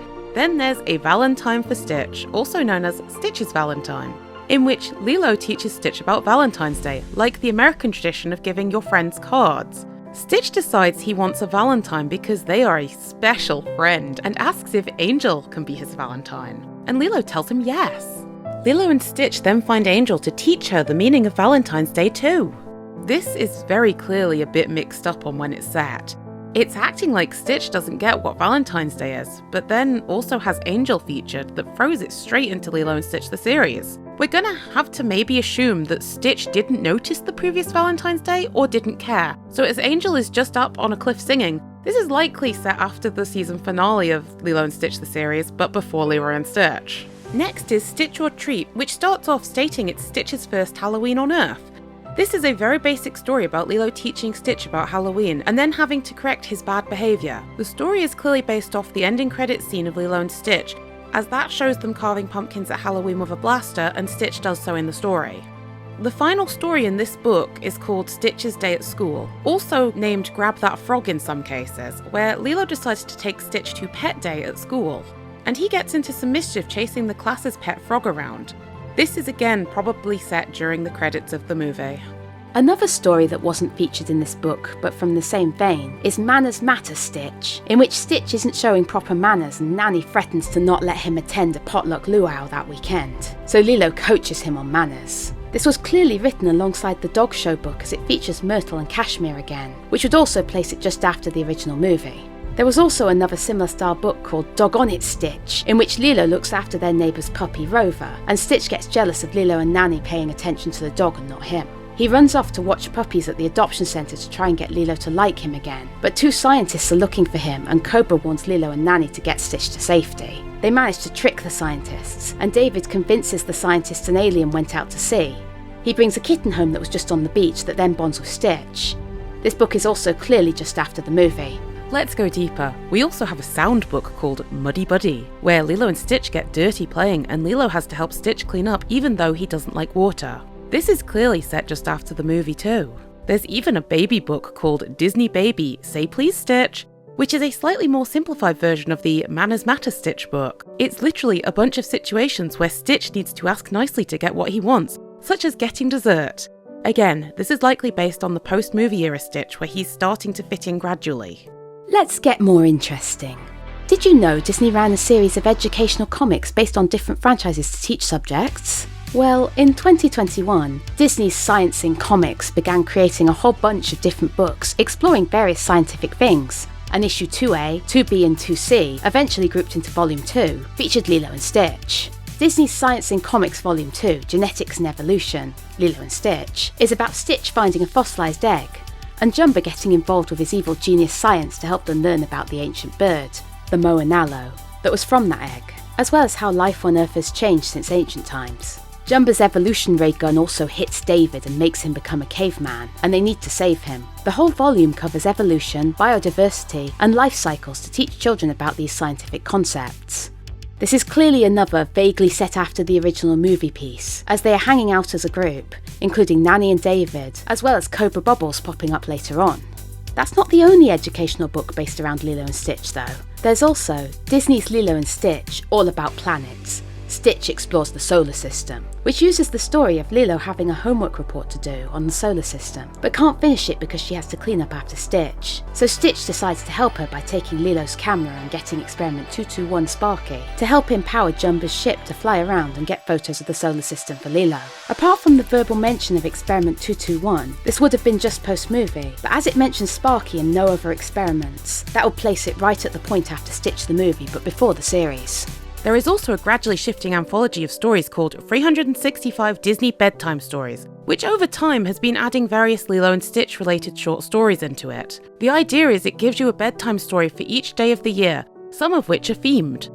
There's been Easter stories, Thanksgiving stories, a New Year's Eve story, a story about Lilo trying to get Cobra Bubbles to laugh, one where Lilo tells Stitch a story, you name it. It's not super important, but pretty much all of these are generic post-movie slot, like a lot of the other books. Now we come upon one of the newer things here. Agent Stitch, A Study in Slime, is the first book of the series and introduces the premise for the whole Agent Stitch series, as well as takes the reader on a journey into learning what a good agent would be like for the Galactic Detection Agency, also referred to as the GDA. The main plot is as follows. Dubbed Agent 626 by the Grand Councilwoman, Stitch, along with his companions Lilo, Jumba and Pleakley, embark on a mission to Paris to find and retrieve Agent Bubbles, and to thwart the Snailians led by Zulox the Unreasonable. The team explores around Paris and eventually end up in a fight atop the Eiffel Tower, successfully preventing the invasion using the IMDARB technology, or Intermolecular Disassembly and Reassembly Beam, basically a giant teleporter, while Stitch learns about GDA's detective rules. Now directed by the Grand Councilwoman, Stitch heads to New York to join Cobra Bubbles for the next investigation. This then directly leads us into Agent Stitch, The Trouble with Twofoids, which follows the progression of Stitch's journey to become a good agent. this time adding in elements of jealousy and envy towards Cobra Bubbles being more senior, as Stitch feels he's proved himself once and therefore is a great agent and leader already. This book's plot is as follows. After arriving and parking at Turtle Pond in New York, the group meets with Cobra Bubbles and hear back from the Ground Councilwoman, asking them to uncover why people have been disappearing all over New York City. After a messy split-up, they find out that a group of shape-shifting aliens are the cause, and that their plan is basically the same as the Snailians from the previous story, as in terraform the Earth for the Twofoids, except this one is using rapid-growing plants instead of a teleporter. This book ends on a mini cliffhanger, as in setting up for the upcoming Agent Stitch The Menace at the Mall, that is due May this year. The only known information at this point is the blurb, which is as follows. Stitch, Lilo, Jumbo Pleakley and Cobra Bubbles head to Seoul, South Korea, to confront another devious cohort of aliens. Along the way, they may just find allies in one of Seoul's top K-pop girl groups. Can Stitch combine the spy skills he's learned with his love of music to stop the aliens before it's too late? So, timeline. Yes, timeline. The first book boldly declares, it had only been a few months since Lilo Pelikai and her big sister Nanny had met Stitch, aka Experiment 626, meaning it is definitely set after the movie. As for the second book, it has this to say. I miss Paris, Pleakley said as he looked out the RV window wistfully. Doesn't it seem like we were there only an hour ago? We were there only an hour ago, Jumbo replied. Had whole adventure there, remember? So this means both books fall into place together. The third book will likely be set a day or two after this based on how the Twofoid book ended, so let's assume that. How about cameoing in another series? Enter Kingdom Keepers. But what is it about? Well, The Kingdom Keepers is a series of young adult novels written by Ridley Pearson. The series currently consists of 7 books, and the books are set in and around the Walt Disney World Resort in Florida. The story follows a group of 5 teenagers who are selected to serve as holographic hosts for Disney theme parks. However, things take an unexpected turn when the teens discover that they can cross over into the parks during the night when the attractions come to life. The Kingdom Keepers find themselves battling against Disney villains who come to life and threaten the safety of the parks. Throughout the series, the characters confront various challenges and face off against iconic Disney villains such as Maleficent, the Evil Queen, and Ursula. The books blend elements of fantasy, adventure, and mystery, while incorporating Disney magic and the rich environments of the theme parks. The Kingdom Keepers series offers an engaging and imaginative adventure for readers, combining the allure of Disney with a unique twist of fantasy and suspense. Stitch appears twice in the series, his first time being in Kingdom Keepers 3, Disney in Shadow, in which he is an overtaker and, along with some of the pirates from the Pirates of the Caribbean, pursues Finn and Maybeck through Tom Sawyer Island. What is an overtaker, you ask? The Overtakers are a group of Disney villains who come to life and pose a threat to the safety and well-being of the Disney theme parks. Led by Maleficent, the primary antagonist, the Overtakers aim to take control of the parks and use their powers to carry out malicious plans. The term Overtaker refers to their ability to overtake or take control of the audio animatronics and other elements within the Disney attractions. These villains use their magical powers to manipulate the park's characters and attractions during the night, when the parks are closed to the public. So, Stitch being overtaken in this book is bad. He's essentially being used as a henchman. It's interesting to note that the version of Stitch that becomes an Overtaker is not directly linked to the animatronic character featured in his attraction at the Disney parks at the time. Instead, the Overtaker version of Stitch is a manifestation of the character within the fictional world of the books, where Disney characters and elements come to life during the night. He's basically mind-controlled by the villains. But that wasn't it for Stitch in Kingdom Keepers. He also made an appearance in Kingdom Keepers 5, Shell Game, in which he seems to have freed himself from the Overtakers, for he saves Finn from the rescue dummies at Typhoon Lagoon. That confirms this is definitely Stitch, and not an animatronic, for it states, Finn was well familiar with Stitch. It wasn't a costume. This was the real Stitch. The character's mouth and eyes moved. His facial skin looked oily in the dim light. He was not happy, not at all. He was angry and troubled, and all of that anger was aimed at the dummies.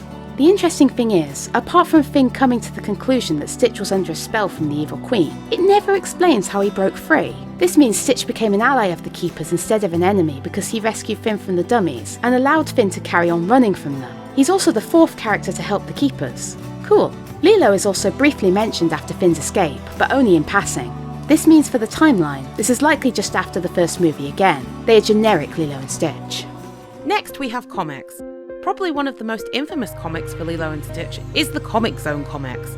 Released in 2006, Comic Zone Volume 1, Disney's Lilo and Stitch, compiles various Lilo and Stitch comics previously featured in Disney Adventures. The comics themselves are talked about a lot in the fandom because of the featured segments based around Stitch's creation, showing his early days with Jumba and some of his cousins. Notably, Experiment 625 features, but it's blue. These are mainly about Jumba testing him a bunch and him misbehaving around random alien worlds, science museums and stuff, while 625 and Jumba give chase. Outside of the pre-movie Stitch scenes, there's also pre-movie Lilo, who has her misfit adventures with her hula posse, such as Jenny. Yes, they named Myrtle Jenny in this comic. Setting David up on a date with Nanny, a remake of a deleted scene from the movie where she tricks tourists into leaving the beach on her own with a tsunami siren test, and more. Then there's the segments set after Lilo adopted Stitch, like taking him to the vet for the first time, going to the movies to see Revenge of the Aliens Revenge Part 2 with David and various other short comics. There's also some set during Lilo and Stitch the series, such as one featuring Sparky boosting the bounciness of some slime, and one where Stitch brings Experiment 052, Coco, to Lilo's birthday party to make things into chocolate. Finally, there are the ones set during Stitch Has a Glitch, where it seems to be the prelude to the movie, where these little episodes of Stitch glitching begin happening. Overall, the Comic Zone comic is an odd one because it spans from before Lilo and Stitch the movie to sometime during Lilo and Stitch the series. And no, that's not all of the comics, for there is a brand new one. Enter Dynamite Comics. The first issue came out in January of 2024, with the second originally being slated for February 2024 and then March for issue 3, etc. There was a delay. Most sites are now saying late March for issue 2, so having my own order delayed for issue 2 and 3, I will be basing this on what I saw in issue 1 and official summaries of the other two comics. The first issue is about how everyday life has calmed down for Stitch's Ohana, and they are all just enjoying life until some aliens come and kidnap Stitch, using giant robots to do so. This leaves them separated at the end of the issue.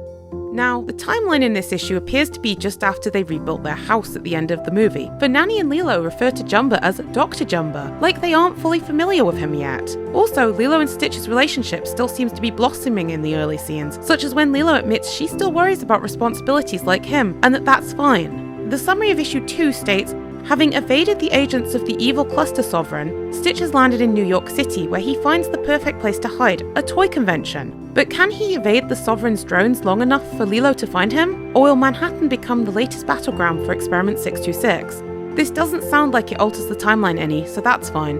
I did actually find some preview pages of issue 2, which at least confirms Stitch and Lilo make contact at the convention, and Lilo gives Stitch a watch to stay in contact.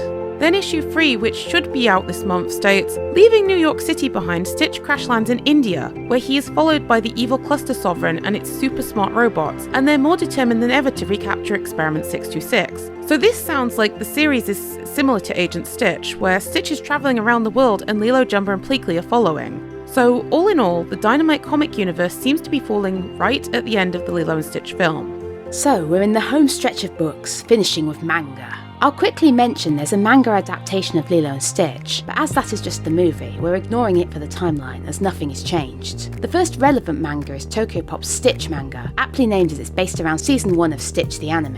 It ran over 44 chapters that were collected into 2 volumes. It features a bunch of stories about Yuna, Stitch, Jumba and Pleakley's adventures around Yuna's hometown, sometimes even featuring new yokai that weren't in the show.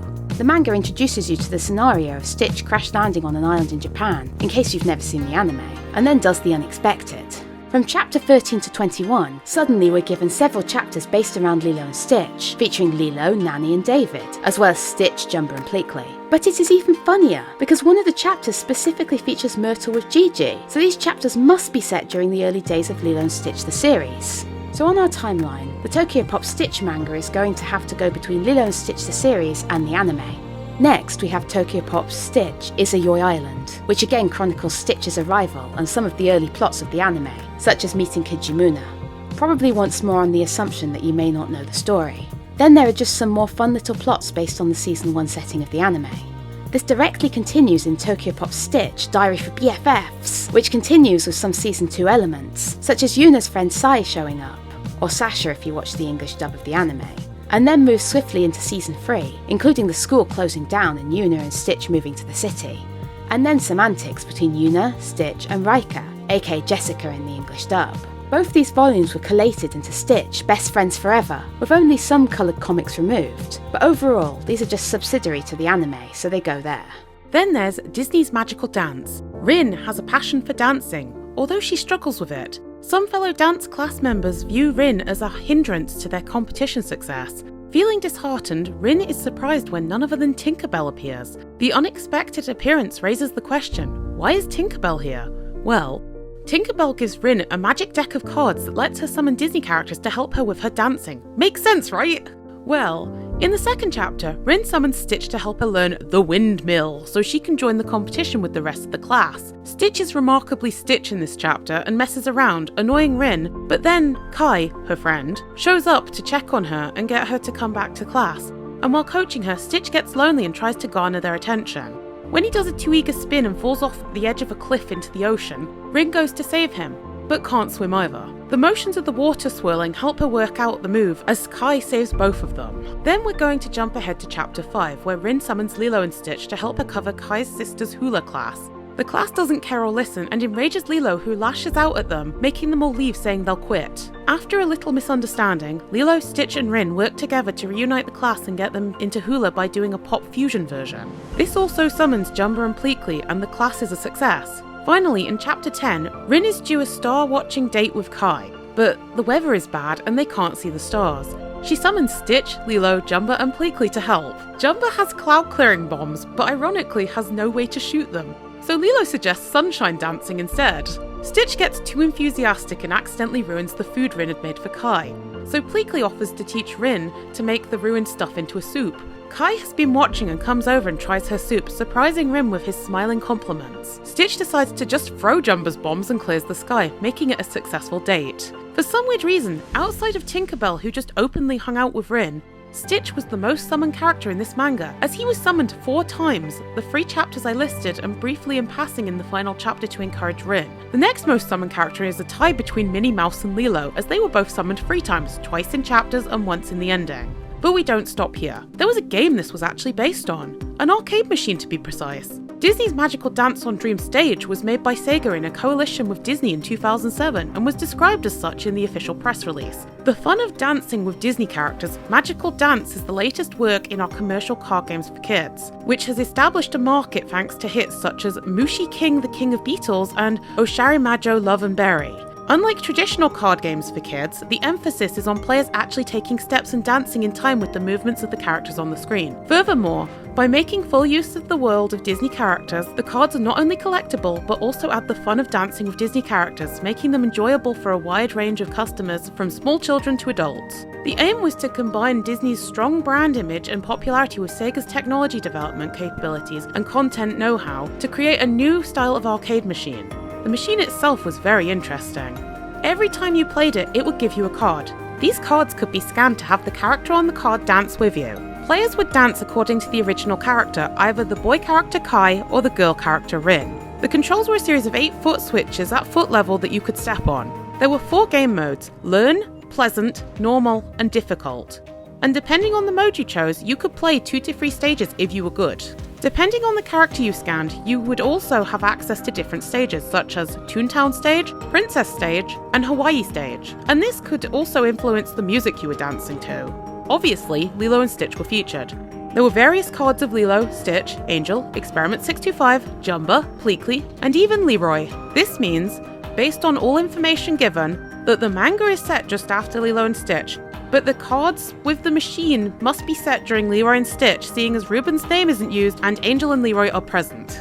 I think it's time to talk about the Disney parks. Yes, unsurprisingly, Stitches has a lot of spotlight in the parks, which spans across shows, attractions, special events, meets, and more. Let's start with one of Stitch's biggest attractions, Stitch's Great Escape. Stitch's Great Escape opened November the 16th, 2004, and was the attraction made to replace Extraterrestrial Alien Encounter, an attraction that Disney had decided had an unfitting theme for their parks. By the end of its operation, Extraterrestrial Alien Encounter cast members were having to check with parents whether they thought their child could cope with the scary nature of the attraction. Anyway, Disney made the call that it could be tied into their new hot character, Stitch. They hyped up Stitch's Great Escape and had a one-day only event at the Magic Kingdom on opening day. When guests took the monorail that day, they heard Stitch driving the monorail, announcing, "Welcome to Stitch Kingdom," when they arrived at the park.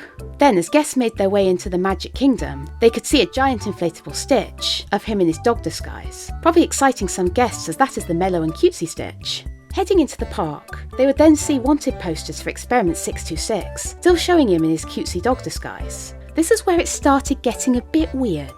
There were Disney security staff looking around for Stitch, like acting they needed to find him.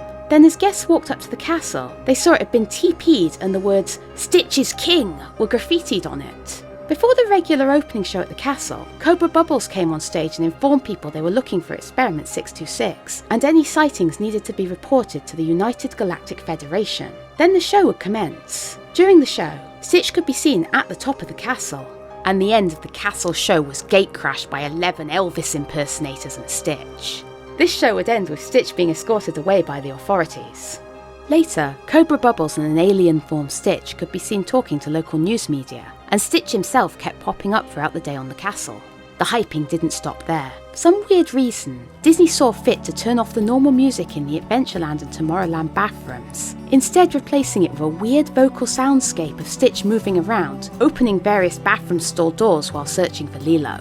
They also did a hype up down in downtown Disney, where a van that was hijacked by Stitch was crashed near the World of Disney, and was surrounded by Galactic Federation police tape and barriers. Inside the van, there were road signs, a travel guide map, shoes, and boxes with toy dinosaurs. This was also used as a promotion for the new attraction. So the ride opened to this. Was the ride any good? Well, any thoughts that Stitch escaping and rampaging was going to be less scary for a child wasn't well thought through. The attraction began with you being told you'd joined the United Galactic Federation in their prisoner teleport centre, and that you were going to help guard their prisoners. Then you were given a brief demonstration of the teleportation technology, before being told you're going to guard a level 3 prisoner, which turns out to be Stitch. Once guests were seated, the shoulder restraints were lowered under the guise of being scanners, so the laser cannons wouldn't confuse the prisoner's DNA with the guests. After being left in the cell alone with Stitch, he then does his spit trick. Water would squirt from the animatronic's mouth and hit some guests, and the cannons start firing until the power is depleted and the system shuts down. Now in complete darkness, guests could hear Stitch stalking around, air-blown mechanics tickling them in their head, and the shoulder restraints being bounced on by him. That's when the infamous chili dog scene happens.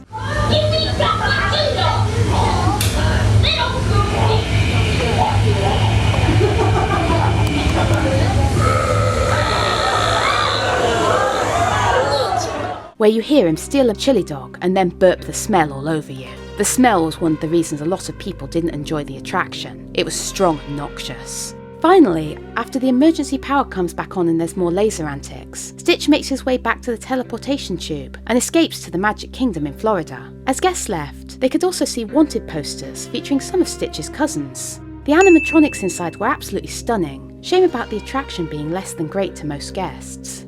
So what happened? The last operating date was January the 6th, 2018, where Disney stated the attraction was temporarily closed and would become a seasonal attraction. After that, the company declared that the closure would become permanent on July the 16th, 2020. Wanna see something cool? Yes, this is what happened to the Stitch animatronic. A lot of theme park enthusiasts know of Backdoor Disney, aka Patrick Spikes, who was a former Walt Disney World employee who leaked a load of behind-the-scenes stuff and stole over $14,000 worth of Walt Disney World cast member costumes and props. Now back to timeline-related stuff. This one falls at the start of the Lilo and Stitch film, mainly because it's reenacting the Stitch prison scene, down to the spitting to activate the guns. Next attraction is Stitch Live from Walt Disney Studios Park in Disneyland Paris, also known as Stitch Encounter in Tomorrowland at Tokyo Disneyland and Shanghai Disneyland Park, which is an interactive experience where the guests can meet with Stitch and ask him questions.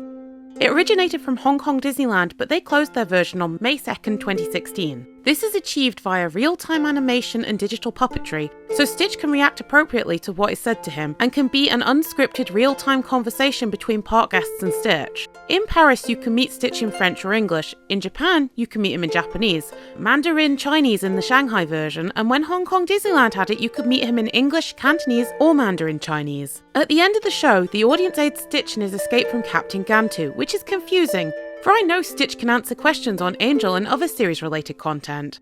For this reason, I would be inclined to say this falls into place with the other theme park stuff, so we won't forget this and we'll come back to it later. Another attraction that Japan had is the Enchanted Tiki Room Stitch Presents Aloha Ikomo Mai. The basic premise is the Tiki Room show kicks off with the Birds of Paradise singing Hawaiian roller coaster ride. However, chaos ensues when the room is vandalised.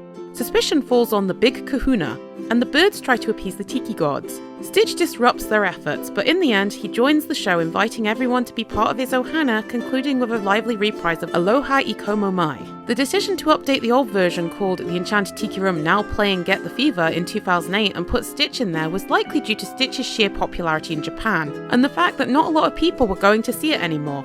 Stitch's addition would boost the popularity of the attraction by refreshing it and keeping parkgoers' interest. As for the timeline, nothing too specific, but the birds sing Aloha Ikomo Mai, as well as the reprise with Stitch, which places it during the series, as that is the series theme song. The next attraction is How to Draw Stitch, a section sometimes done in the Animation Academy attraction.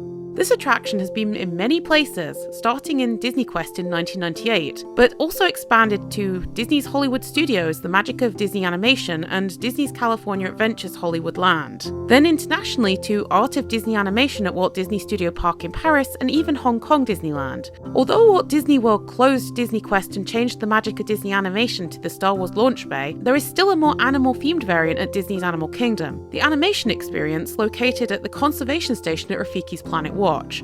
The specific section was added after the Lilo and Stitch movie, showing guests the process of drawing Stitch. Later, there was also a special Animation Academy about drawing Lilo at the Epcot 2022 Festival of the Arts by artist Michael Montgomery, who worked on the visual effects of Lilo and Stitch.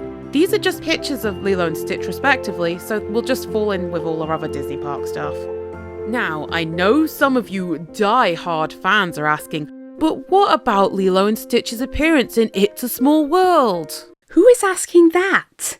Literally no one is asking. Well, for all you mega fans, Lilo and Stitch first appeared in the Hong Kong Disneyland version of It's a Small World, as they copied the California version but added 38 Disney characters, all in the Mary Blair style, into scenes where their stories originated. This meant Lilo and Stitch were in the vaguely Hawaii section, where the hula dancers were. This proved quite successful, so the Disneyland California attraction during a major refurbishment in 2008 added scenes of the characters too, instead only adding 29 characters. Each in their native land, and again, the Hawaii segment features Lilo and Stitch surfing. Some of the other versions of It's a Small World refurbed and copied this too, like Japan, who did so in 2018, adding 40 Disney characters, including Lilo and Stitch. That is all. Now let's talk about characters and shows. At the Lilo and Stitch red carpet movie premiere event at Hollywood's El Capitan Theatre on June the 16th, 2002, the meet and greet characters of Lilo and Stitch made their first ever appearance. Almost immediately after this, both Lilo and Stitch were available to meet at the Disney parks. Since then, Stitch has had many outfit changes over the years, most notably Stitch dressed as Elvis, who started making appearances in events sometime around 2005 to 2006, when he performed in Stitch's Cosmic Dance Party at the Mickey's Not So Scary Halloween Party event at Walt Disney World. An Alien Stitch, where he is wearing his spacesuit and has all four arms, antenna and spikes visible, who was first seen in 2009 when the new Club 626 Dance Party replaced Stitch's Cosmic Dance Party at the Magic Kingdom's Halloween event. All of these appearances so far could have occurred just after the original Lilo and Stitch, and up until early 2006, all parades and shows at the Disney parks around the world featured only the characters from the original movie. However, everything changed on April the 15th, 2006, when the Huli Huli Ohana Bash Parade, which is part of Tokyo Disneyland's Lilo and Stitch's Big Panic Find Stitch event, introduced multiple other characters from the Lilo and Stitch series. This included Angel, Reuben, Hamsterville, Sparky, Sample, Felix, and Experiment 627, with Gantu, Jumba and Pleakley also making their theme park debut in the show as well. This quite firmly shifted Stitch's presence at the Disney parks to a completely different part of the timeline, with events at the parks now occurring at some point during the time frame of the series. It is safe to say that since all the experiments are comfortably hanging out together and freely moving around, with none of them currently in the possession of Gantu or Hamsterville, all the parades, shows, meet and greets and other events at the worldwide Disney parks are occurring just after the Lilo and Stitch series finale. Over the years, all Stitch-themed events, shows and character meets that have occurred since the Find Stitch event have used a selection of these characters. Interestingly enough, no characters who appear after the end of the Lilo and Stitch series, such as Leroy from the Leroy and Stitch movie, Yuna from the Stitch anime, and I from Stitch and I, have ever appeared in any Disney shows, parades, or as meetable characters, so the Disney parks can be placed quite firmly on the timeline, just after the end of the series but before the events of Leroy and Stitch. And just as a final note, although Leroy has had some merchandise at a couple of the parks, we will not be counting that as part of our placement of the theme parks as a whole, as the character has never physically made an appearance. In 2003, Stitch joined Disney on Ice as part of 2 shows, Passport to Adventure and Mickey and Minnie's Magical Journey. Both of these were shortened versions of the original movie's story, so will not be added to our timeline. Stitch later went on to appear in the Disney on Ice productions Let's Celebrate, also known as 100 Years of Magic, in 2007, and Disneyland Adventure in 2009. Disneyland Adventure is a show where Mickey and Minnie take the audience on a journey through the Disneyland park, and in it Stitch appears at the Enchanted Tiki Room in Disneyland, so this show firmly sits in the Disney Parks section of the timeline. In Let's Celebrate, a show that features various Disney characters taking part in holidays and celebrations from around the world across different seasons, Lilo and Stitch appear at a luau that Mickey and friends attend. These 2 characters are recognised by Minnie and appear alongside many other Disney characters that are regularly found at the theme parks. However, this in itself does not help place this particular show, as it could take place in one of several post-original movie points on the timeline based on this information alone. As Stitch is acting similarly to how he behaved in Disneyland Adventure when he meets the other characters, for simplicity we'll replace this one in the Disney Parks section also. Wow, that was a lot. And we're not even done! Let's talk animation again, but this time shorts and other miscellaneous videos we didn't cover before. To start, what about DVD extras? There were a couple of notable pieces, but the main one is The Origin of Stitch, which was a bonus animated short included on the DVD release of Lilo and Stitch 2, Stitch Has a Glitch. In the short, Stitch uncovers Jumba's secret computer, discovering the creatures used to create him, and hinting at the other 625 experiments. Fearing he's a monster, Stitch is comforted by Jumba, who explains he found love with Lilo. This is set directly in between Stitch Has a Glitch and Stitch the movie, almost as a little teaser so you know what's coming. Speaking of Stitch Has a Glitch, did you know the DVD came with a music video of Jump 5's cover of Hawaiian Roller Coaster Ride, which includes them dancing with random clips of Lilo and Stitch 2 Stitch Has a Glitch? Another extra was the short Stitch that was found as an extra on some copies of Lilo and Stitch. It chronicles Stitch's epic journey within the Disney Animation Studios, filling in on movies and helping out, even if his antics annoy some of the other characters. It's cute, but is oddly set before Lilo and Stitch, as it outright claims he snuck into the films in Snow White, so yeah, I guess it's a semi-prequel? This is actually also very similar to their Get Your Own Movie trailer campaign for Lilo and Stitch, as well as the later Stitch Crashes Disney merch line they did in 2021. This ties in well with our next multi-franchise piece, Once Upon a Studio, made in 2023 for their 100th anniversary. On Walt Disney Animation Studios' 100th anniversary, characters from various films come to life, led by Mickey and Minnie Mouse. After a mishap with a broken camera, a heartwarming moment ensues with characters joining together to repair it.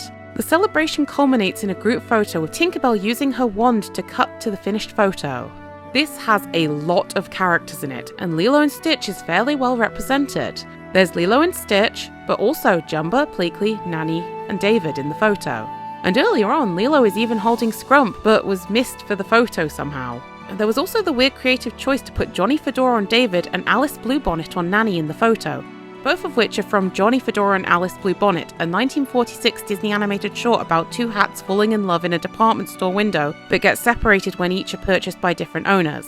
I think the only reason is because they're a couple? Who knows? It is certainly a choice. This is clearly set after the Lilo and Stitch movie, but before anything else. Next, we have a Japanese special. In this case, an animated parody crossover music video. Woo! Stitch Meets High School Musical is the shortest animated work in the Lilo and Stitch franchise, as it runs just under 3 minutes. The plot? Stitch, Angel, Sparky, Felix, Sample, Reuben, 627 and Gantu engage in a friendly basketball game, observed by Jumba, Jukiba and Pleakley. When the ball gets stuck in the overhead scoreboard, they break into a dance to We're All in This Together and retrieve it. Yep, that's it. It was released June 18, 2007 and was first broadcast on Disney Channel Japan, but a year later, on September 23, 2008, it also saw a US release on the Disney Channel. This was also the first animated work for Lilo and Stitch after the end of the original Lilo continuity in 2006, predating the Stitch anime by over a year. That means it's set between Leroy and Stitch and the anime.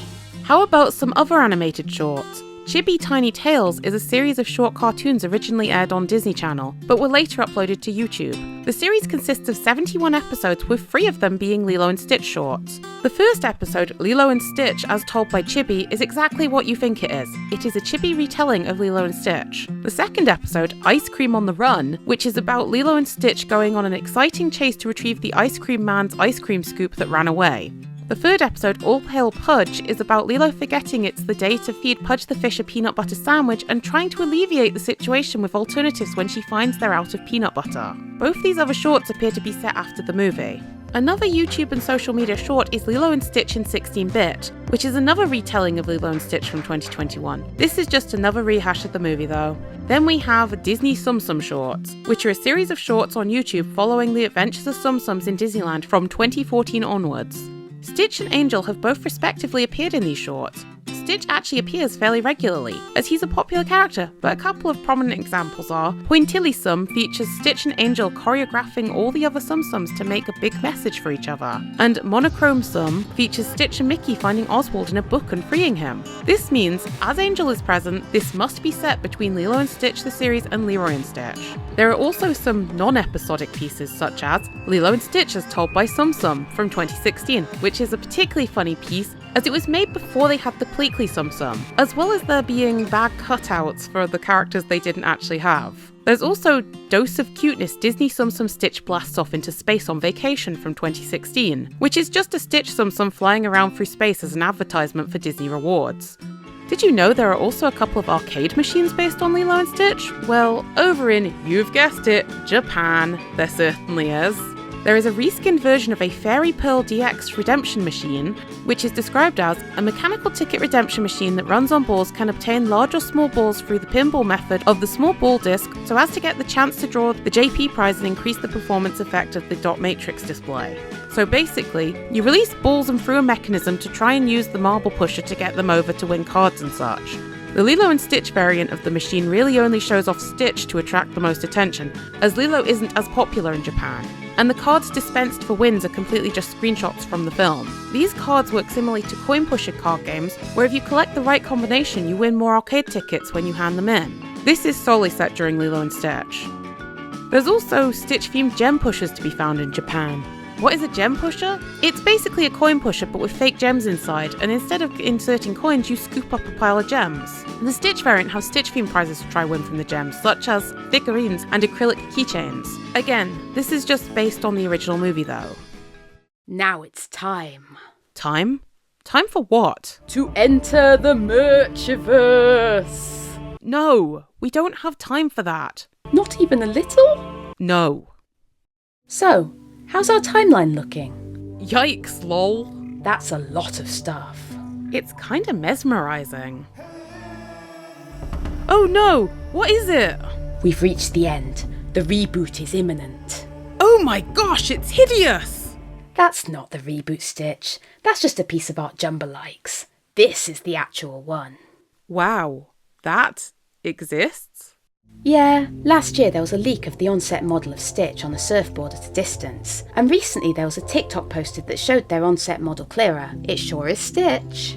I'm more scared for Gantu and Pleakley myself. You sure you don't mean Mike Wazowski? No! So all in all, Disney has really messed this timeline up. No wonders they want to reboot it. I think the real reason behind the convoluted mess is writers only being given the original film as a guide and just going nuts, and not realising Disney isn't necessarily going to tell people it's non-canon. Imagine if they'd claimed Stitch and the Samurai was canon. I don't even know when we would have stuck that in. Probably the same gap where Stitch and I happened, seeing as he got amnesia there.